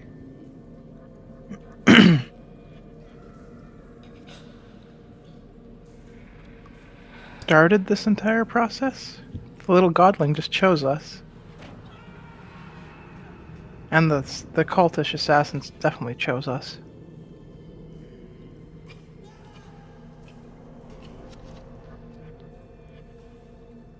How did we wind up attached to that cult?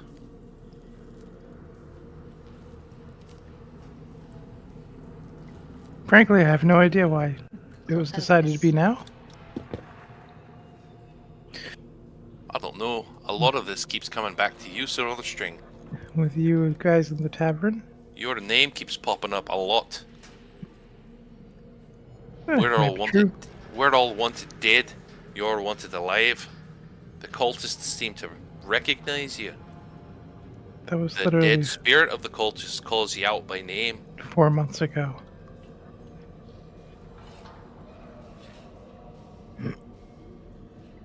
That damnable bird shows up looking specifically for you. Yes.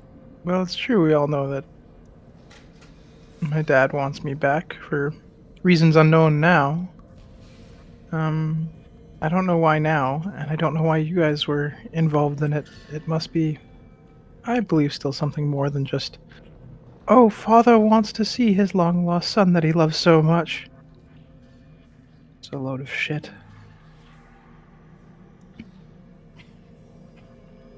Hey. Well, if we're getting them out, I reckon we better do it. Aye. Hopefully the assessor brought all of his men with him.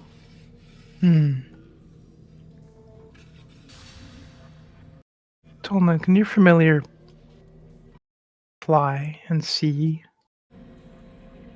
like Albert used to? I'm attached to the book. I don't think it can move on its own, per se. The book just opens up. It might have to be me. Yeah, the book just opens up and a single word scribbles across it in far too ornate lettering, and that is a simple nope. No. It can understand me. It Hello, seems book. seems to be able to understand all of us and speak on its own.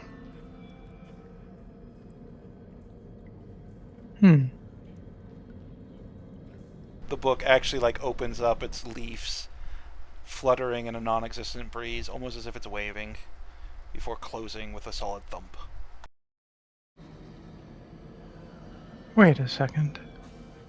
Can you talk to it when you're away from it?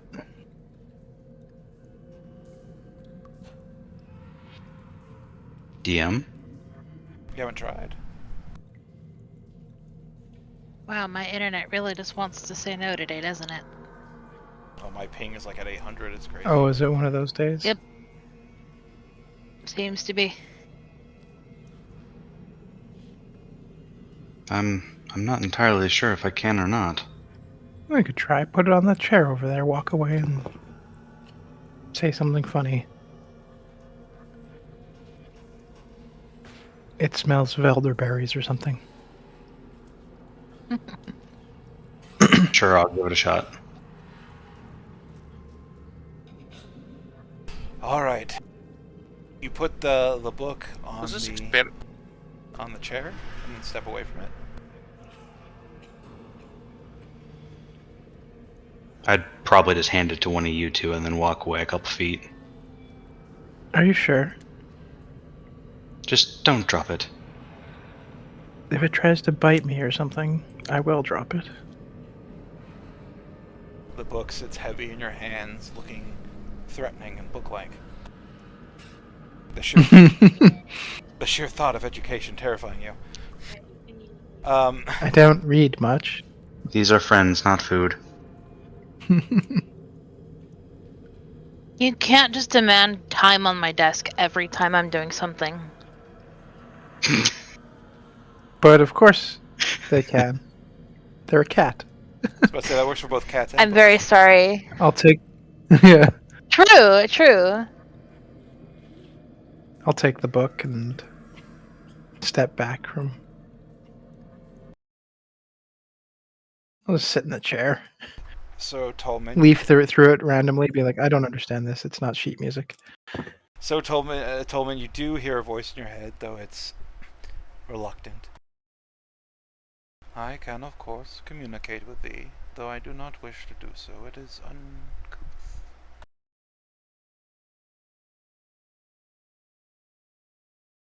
Thou shalt write upon my pages, should thou wish to talk to me.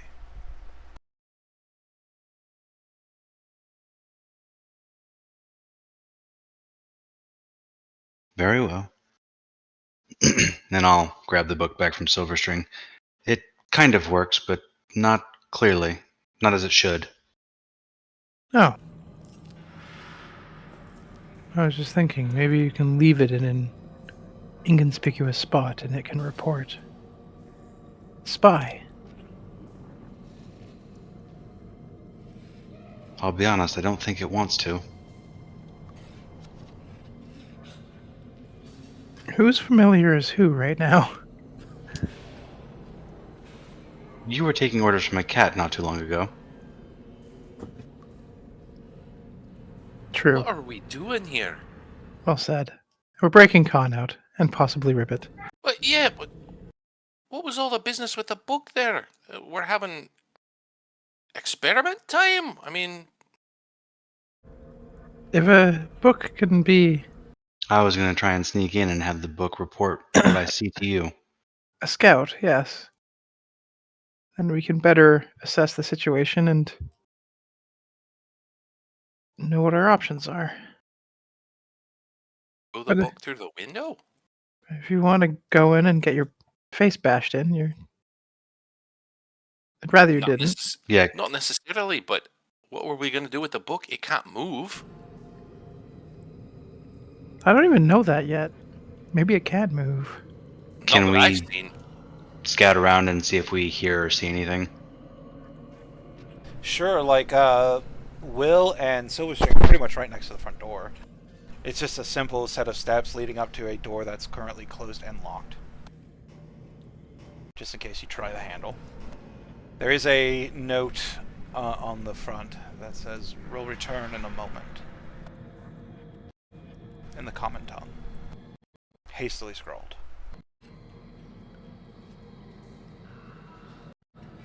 Does it look clear?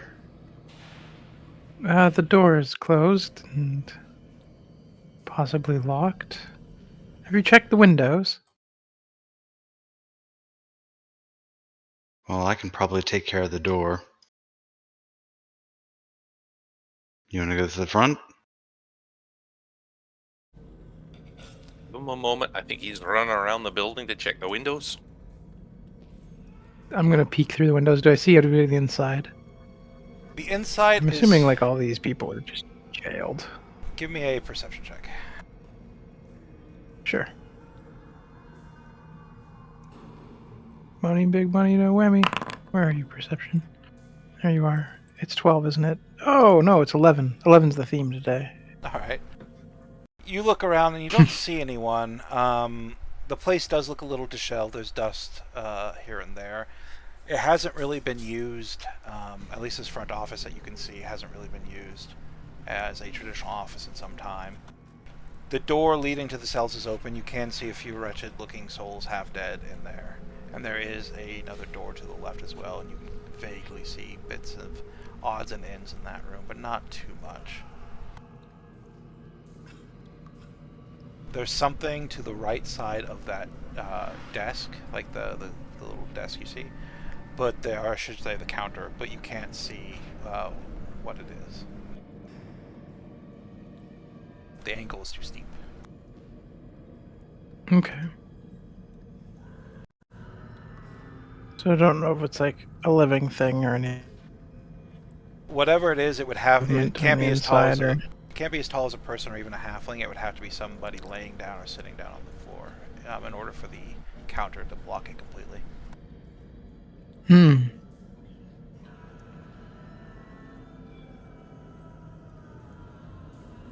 Strange. Let me...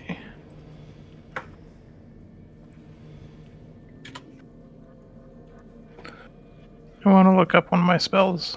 Just give me a second.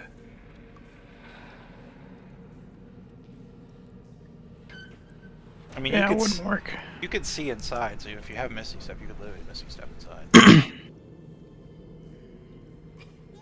Yes, I could literally Misty Step inside. I don't necessarily want to go without my friendos, though. That is very true.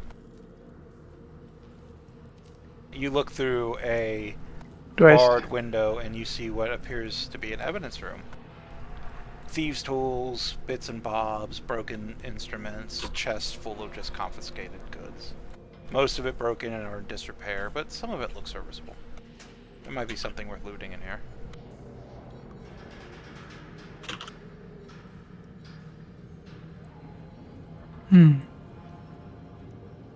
Right now we're thinking about trying to loot Khan out of here, so... I'm specifically, like, casing the joint to look for a turtle. Yeah. Yeah. I could start looking through the other sides if you want, so that you're not the one just circling everything and... Okay. Just for expedience, let's see. Just so that there's a little bit of... Yeah. Yeah. There we go. Just for expedience sake. Let there be no walls. Sometimes it's just easier. Yeah, I don't think you have to see them. Especially because you cannot see Khan from the outside. Ah, that makes sense. Oh, maybe you do. Oh. No, we can't see Khan. What? Oh, should we check this door? Maybe it's not locked like the other one was. Couldn't hurt. So the back door is I'll locked. slowly try to check it. Yeah, the back door is locked. Okay. They did lock up when they left. Do you think it might be more sneaky to go in through the back? Well, maybe.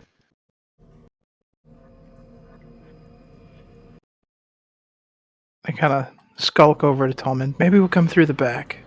All right. Might be a quicker getaway. Perhaps the window? Do I happen to know if there's a key stashed outside somewhere? This, like I said, this place hasn't been used by guards for a while. They've been used by this holy order. So even if there was like an old guard stash, you don't know. Give me a d20 luck roll, and it needs to be pretty high.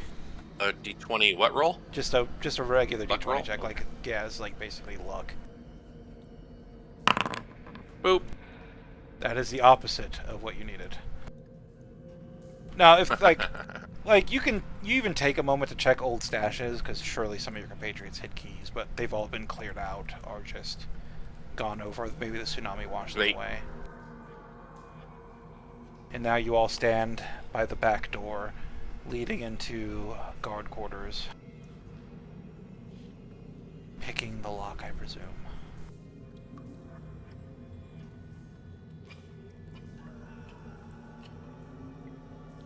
Yeah, I'll take a moment to actually activate Detect Thoughts and quickly case the joint again. See if there's any thoughts that I can hear. After. Does it require sight? Will was so nice to actually post. Apparently not, if we go by what Will posted down there. Yeah. Which I'm going to take as gospel. Oh, okay. Mhm. Hold on.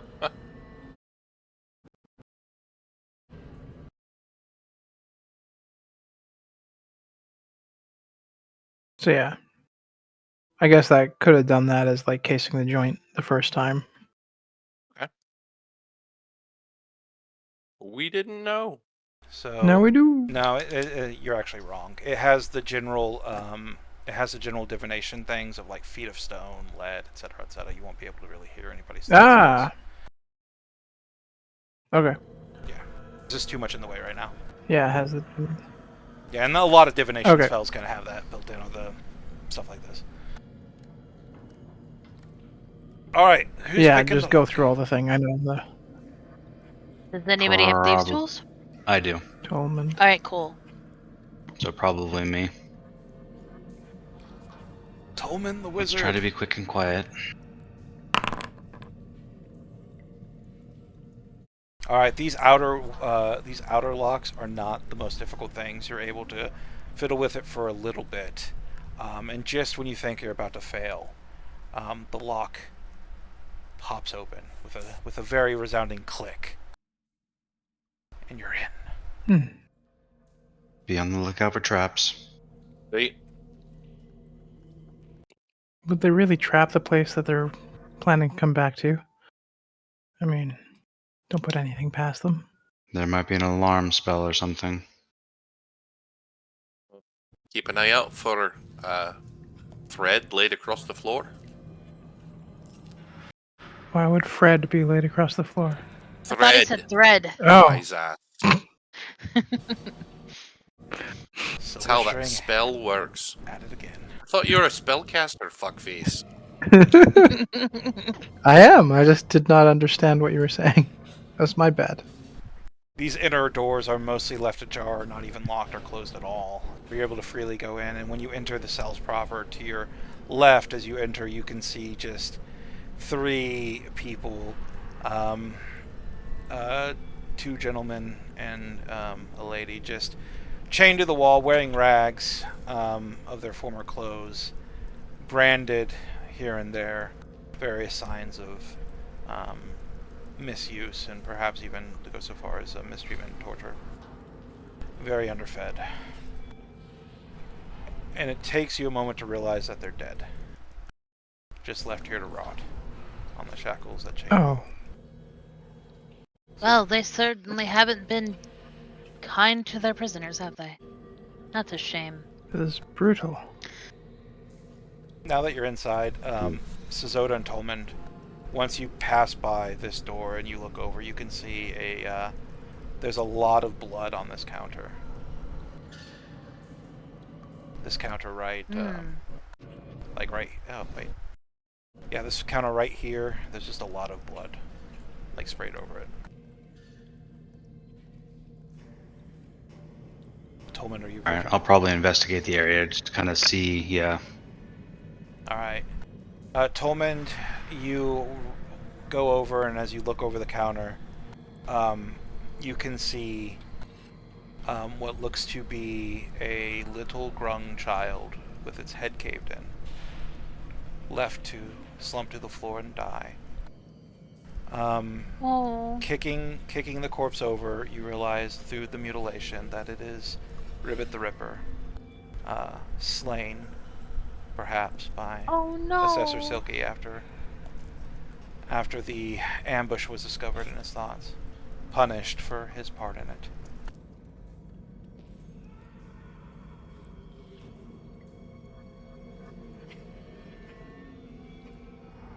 Silver string. Hmm. You'll want to see this. Come over, else you ribbit. Oh dear.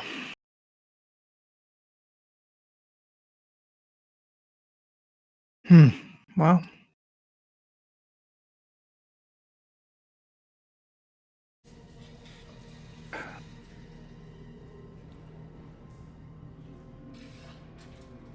I feel better about killing the assessor now. We should...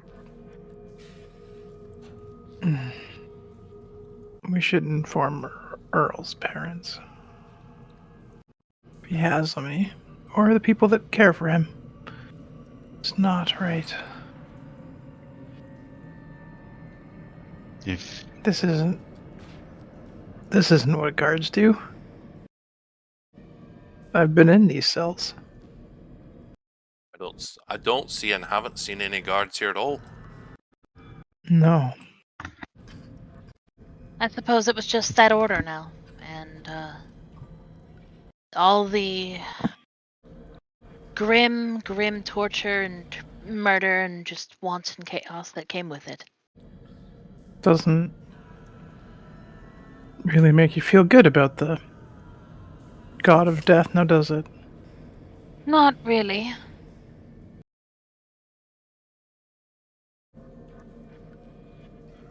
As you walk down this hall and turn the corner, sitting in a lonely cell at the very end of the hall is an old, decrepit-looking turtle, far too thin, chained to the wall, head bobbing down. Bits of cuts and bruises don't look healed. Go and give me a perception check while we roleplay. Just everybody who's here. Everybody can attempt. The old turtle looks up, its beard matted with its own bluish-green blood. Who the hell are you? And how do you know my name? I suppose that's a good point. You may not recognize us. We have been through the ringer.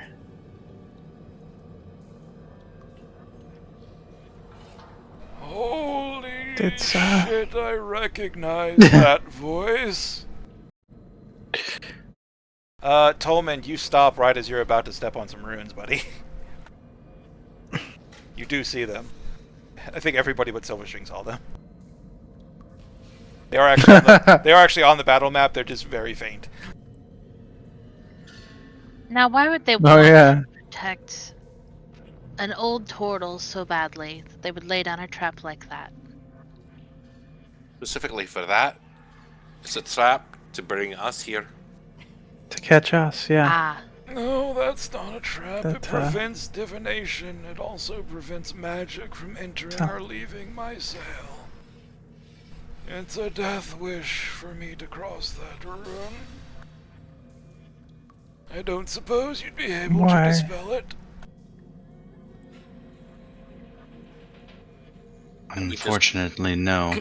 Can't we just mar it? Erase it? Break it. It runs deep. Expend it. You can certainly try. I don't know if it would work, though. Maybe I know there's something in evidence that can help us? I will go check. If you find Charlie, bring him back. Don't know who Charlie is. Can I spend some... Oh, go ahead. Who's Charlie? Is that your clam? Yes, it's my favorite clam. Oh. They scraped everything off my shell, just in case. Alright, so every chest is open. Like, you can freely just kind of go through. They didn't lock evidence. Most of the stuff is old. It's like he's just... Yeah, pre-tsunami. Go ahead and just give me an investigation check. Alright. Investigation. Do you want to go help Zaz and I'll study this? Yes, please. I could use advantage. I have some knowledge of ruins and ritual circles as well. I might be able to help with your studies. Would I be able to get a reroll on that?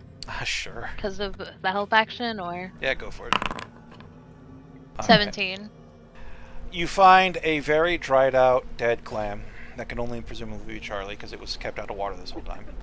Also away from Astrologer Cone's magic.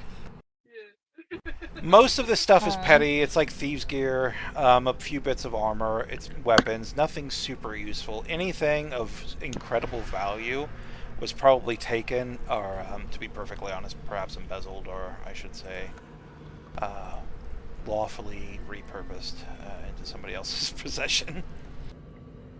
But there's a civil forfeiture. Yeah. Yeah, it's welcome to civil forfeiture. However, you do find under some of the junk a few pouches that do have some valuables. Perhaps they were overlooked. Oh no, I lost my loot table. Oh. And that is, you just find some art objects. Carved ivory statue, some large gold bracelets, and a very well-made ornate tapestry depicting a group of rabbits riding donkeys into battle against horrible, misshapen monsters. That's right, the rabbit cavalry. Oh. But they might be worth something to the right person. I mean, I think if we remember right, there was a tapestry missing back at the, So it was a tapestry, gold bracelets. And a carving of ivory. There. Or ivory carving. Put it in chitter chatter. Absolutely. Meanwhile, back at the rune, go and give me an Arcana check, Tolmond. The book may help. Yeah. I was going to ask, can I help because of some of my background? Yeah, absolutely. You're magic adjacent. Oh look, a 12. Look, a double 12. No way. Oh, This is what Christ. you get when Silver String helps you. You get the 12s. God damn it. This is perfect. They're both 1s and 12s. This is That is- not something I'm used to. Maybe you'll have better luck. And I'll see if I can start writing in the book. So while you're Do examining these runes look familiar to you? the book says yes, but as it says yes, your investigation of the runes trigger a part of them you were not aware of. And the silence part of it, the thing preventing divination, disappears. However, the anti-magic circle begins to slowly grow, inch by inch, second by second. And Cone's just like, oh no, guys, Tolman, Silverstring, quick, we don't have much time. He seems to fear the circle. What would you like us to do? Bash down the other side? Oh, I guess try and unlock the cage. you don't even have time for that. Like, we have some time for roleplay before that magic circle's gonna just flood the chamber.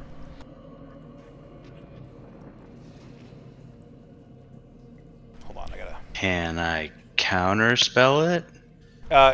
It's not a spell that's being cast. It's a magical rune that's inscribed on it. Sort of consider it like a magic item, and then the anti-magic field's growing mostly due to your natural ones, which is putting it on a timer. Actually, roll a d4.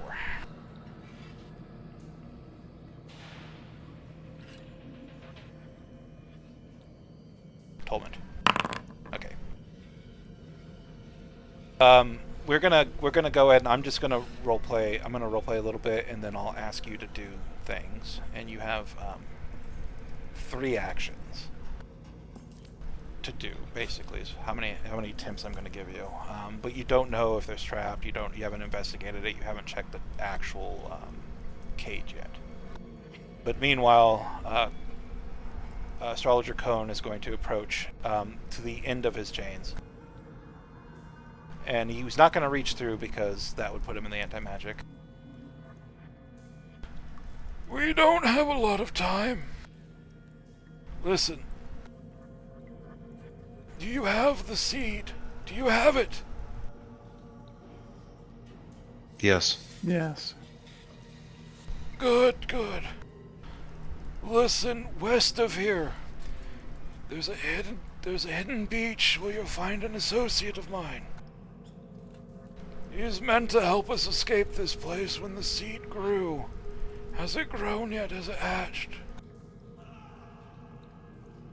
It hasn't hatched yet. No. Alright. West of here you'll find a ruin. It's an old chapel.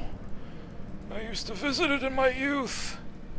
Tolman, you can take one action while this is happening.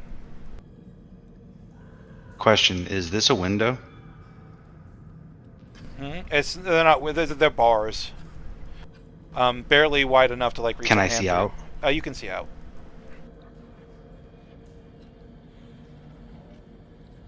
Silverstring, get out of here. Cone, give me your hand. What are you trying to do? If I give you my... He reaches out and kind of grabs your hand. I'm not quite in the anti-magic circle yet, right? Oh no, everybody outside the cage is, yeah.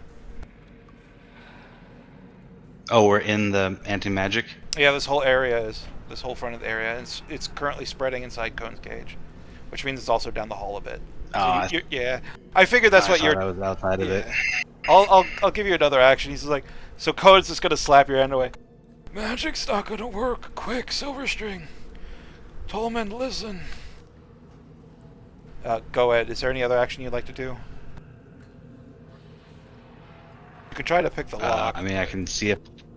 But at this point, it's like... I can see if I can free Cone's chains. Alright, go and give me a Thieves' Tool check. They're pretty simple. The chains are. You were one away. I'm not going to give you success at a cost or make you sacrifice or anything because of just the situation you're in. Cone's in a really bad spot. Alright, you have two more. That one was a failure. And then we'll roleplay a little bit more. West of here, there's an old chapel. It's where I spent a lot of my youth. Inside, there's an old well. It's called the Well of Radiance. Are you writing this down?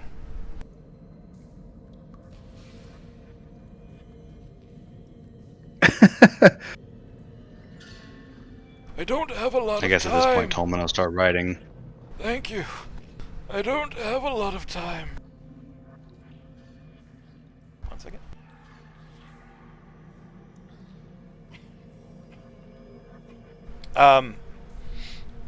That will take you to my associate. It's the only path to that particular bay. You'll find him there.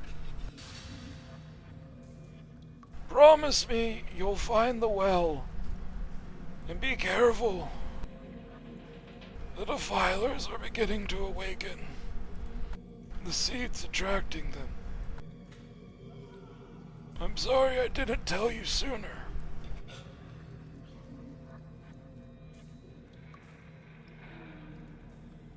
Do you have any questions?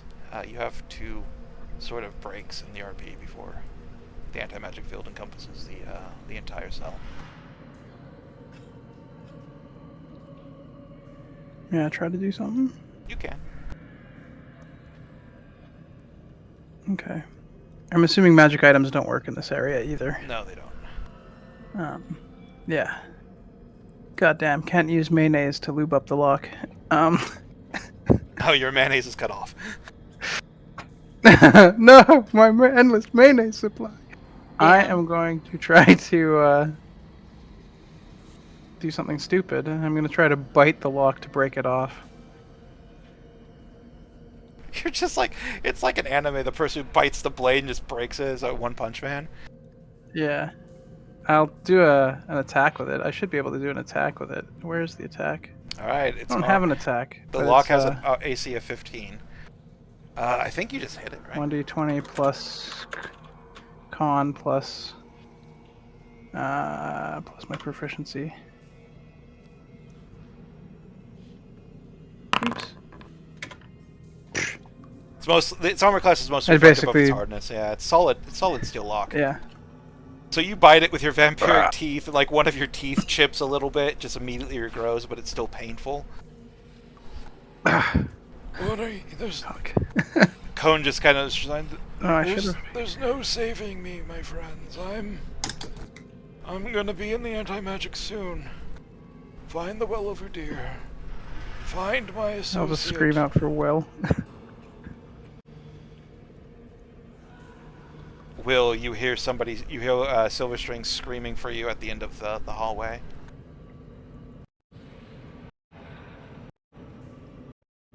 I'll run that way. I can sense defilement in you, Tolman.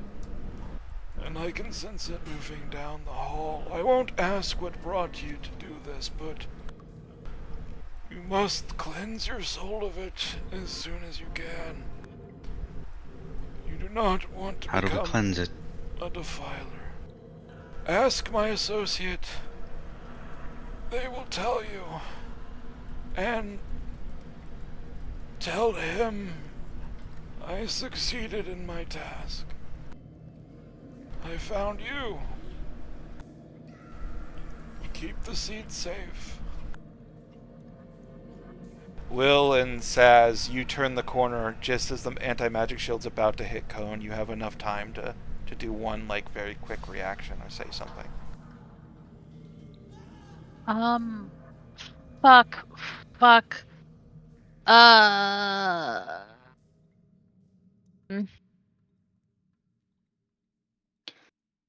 don't think even if I break the door down, we'll have any, like, way to get him out of there. The door is not the problem, it's the anti-magic. There's nothing in Yeah, any of I your can't minds. do anything about magic. Yeah, there's nothing in any of your minds coming up to the surface that make you think why anti-magic would terrify Cone so. Because Cone is acting as if he's going to die. I mean, yeah. I was trying to think if we just find a way to burst through the wall here. You have one attempt. Did anybody try to... Did All right. anyone try to destroy the circle, or...? Yeah, we fucked up hard. I kind of want to try, but I don't really have much in Arcana. I have, like, absolutely nothing in it. So, before the magic gets to him, Yeah. have you tried throwing them the bag? Can he get in the bag? Can you- The bag of holding? I don't Aye. think the bag works. Well, no, not here, but in there it might. Would he fit? No. He's Oh. more than 2 foot No. wide. No? Oh, okay. Yeah, he's a big boy. Oh. Can I make a last-ditch effort to try and disrupt the rune or sigil or... I could assist. With no assistance, I will allow you to make without advantage, but you can use your inspiration if you have it. Do you have it? I already used it. Okay. So in one last... I have inspiration, but... This is kind of a reaction, right? That's why, like, no assistance. This isn't something you have time for. This will be one last desperate measure. I will allow one of you to make a DC 30 Arcana check. Oof. Holy shit. We would have to crit. I think only Tolman can make that DC 30. I think Yeah. Tolman has to roll like a 19 or something like that. Yeah. Come on, Tolman. Can I use anybody else's inspiration? I will give you mine. I have one. If I'm allowed to give it to you, it's yours, my friend. I have Same one as here. well. You know what? Somebody can give you their inspiration, sure. All right. Alright. Zota volunteers his. Here we go. In one Alright. last desperate measure, Nope. Nope. you study the rune as it grows and grows, the anti-magic circle growing larger. Will, I'm glad I saw you. Cleanse the corruption and protect. Can you tell me its name before I go? One. I want to hear it.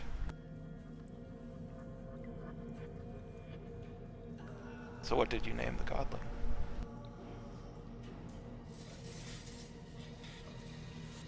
Did we name it, guys? Y'all mentioned earlier, just above the table. Wasn't it Kylos? I think it was Kylos. Kylos. Is it Kylos or Kiklios? It just pick something. Kylos. Kylos is Great. easy to There you go. remember, and Kylos. That's Yeah. a strong name. Thank you, friends. And with that, the anti-magic washes over Cone. And at first, Cone seizes up. And then you watch as mote by mote, particle by particle, the illusion of Cone disappears, only to be replaced by a quickly melting version of Cone made completely out of snow. The simulacrum no longer alive. After centuries of existence, this bit of magic that you called Astrologer Cone ceases to be. True fear in its eyes, even in death. But the smile remains, for before it left, he got to hear the name, the fruit of his labors. And Cone is no longer with us.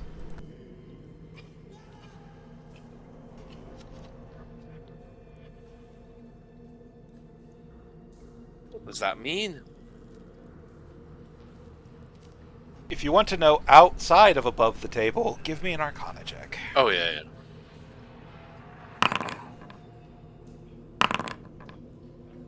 I can't roll above like a 10. I got about what I expected for an Arcana check from a guy with 10 int. Tolman, you know, I made the DC 10 plus spell level, and I believe Simulacrum is 7th. So you've heard whispers of magic powerful enough to create copies of people. Copies that can last forever, should they not be damaged or run out of magic. Just judging from the amount of, well, what little you did know of Cone, he does appear to be a simulacrum, though an ancient one that's been around for a while. And has finally succumbed, the anti-magic snuffing its life away. However, it was more than just a simulacrum. It was imbued. For as the last little bit of snow melts away on the stone floor, a single muscle in the shape of a heart falls to the floor, and from it radiates a prismatic, familiar, divine light. Light that cannot be snuffed by the anti-magic field you're in.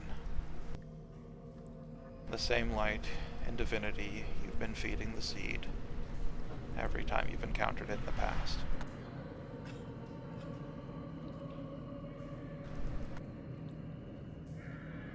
Do you wish to channel that light into your seed? I think so. That sounds like it's best. Most definitely. Oh, yes. That shred of divinity imbued into Astrologer Cone, the simulacrum, flows around you, motes of brilliant rainbow light, fluttering in a non-existent wind before it funnels itself into the holy symbol. That old, withered sign of Melora, ancient Melora, that you found atop the spire during the spire sprint. And it cracks, splintering into 1,000 little shards of iron. As Kikolos... Is it Kikolos? Or is it Kylos? We're just gonna call it Kylos. Kylos. There was so many, and I think Kikolos stuck in my head. As Kylos the godling of renewal, bursts forth from its slumber, the last bit of divinity needed to empower its awakening, now coursing through it. No longer does Kylos have a physical form. It is one with you, and you are one with it. Its divinity is so irrevocably tied to your own existence that as long as you survive, you know Kylos will thrive. And a warm, comforting feeling settles upon your shoulders. And that's where we're going to end our session. Oh my god, I'm so fucking invested.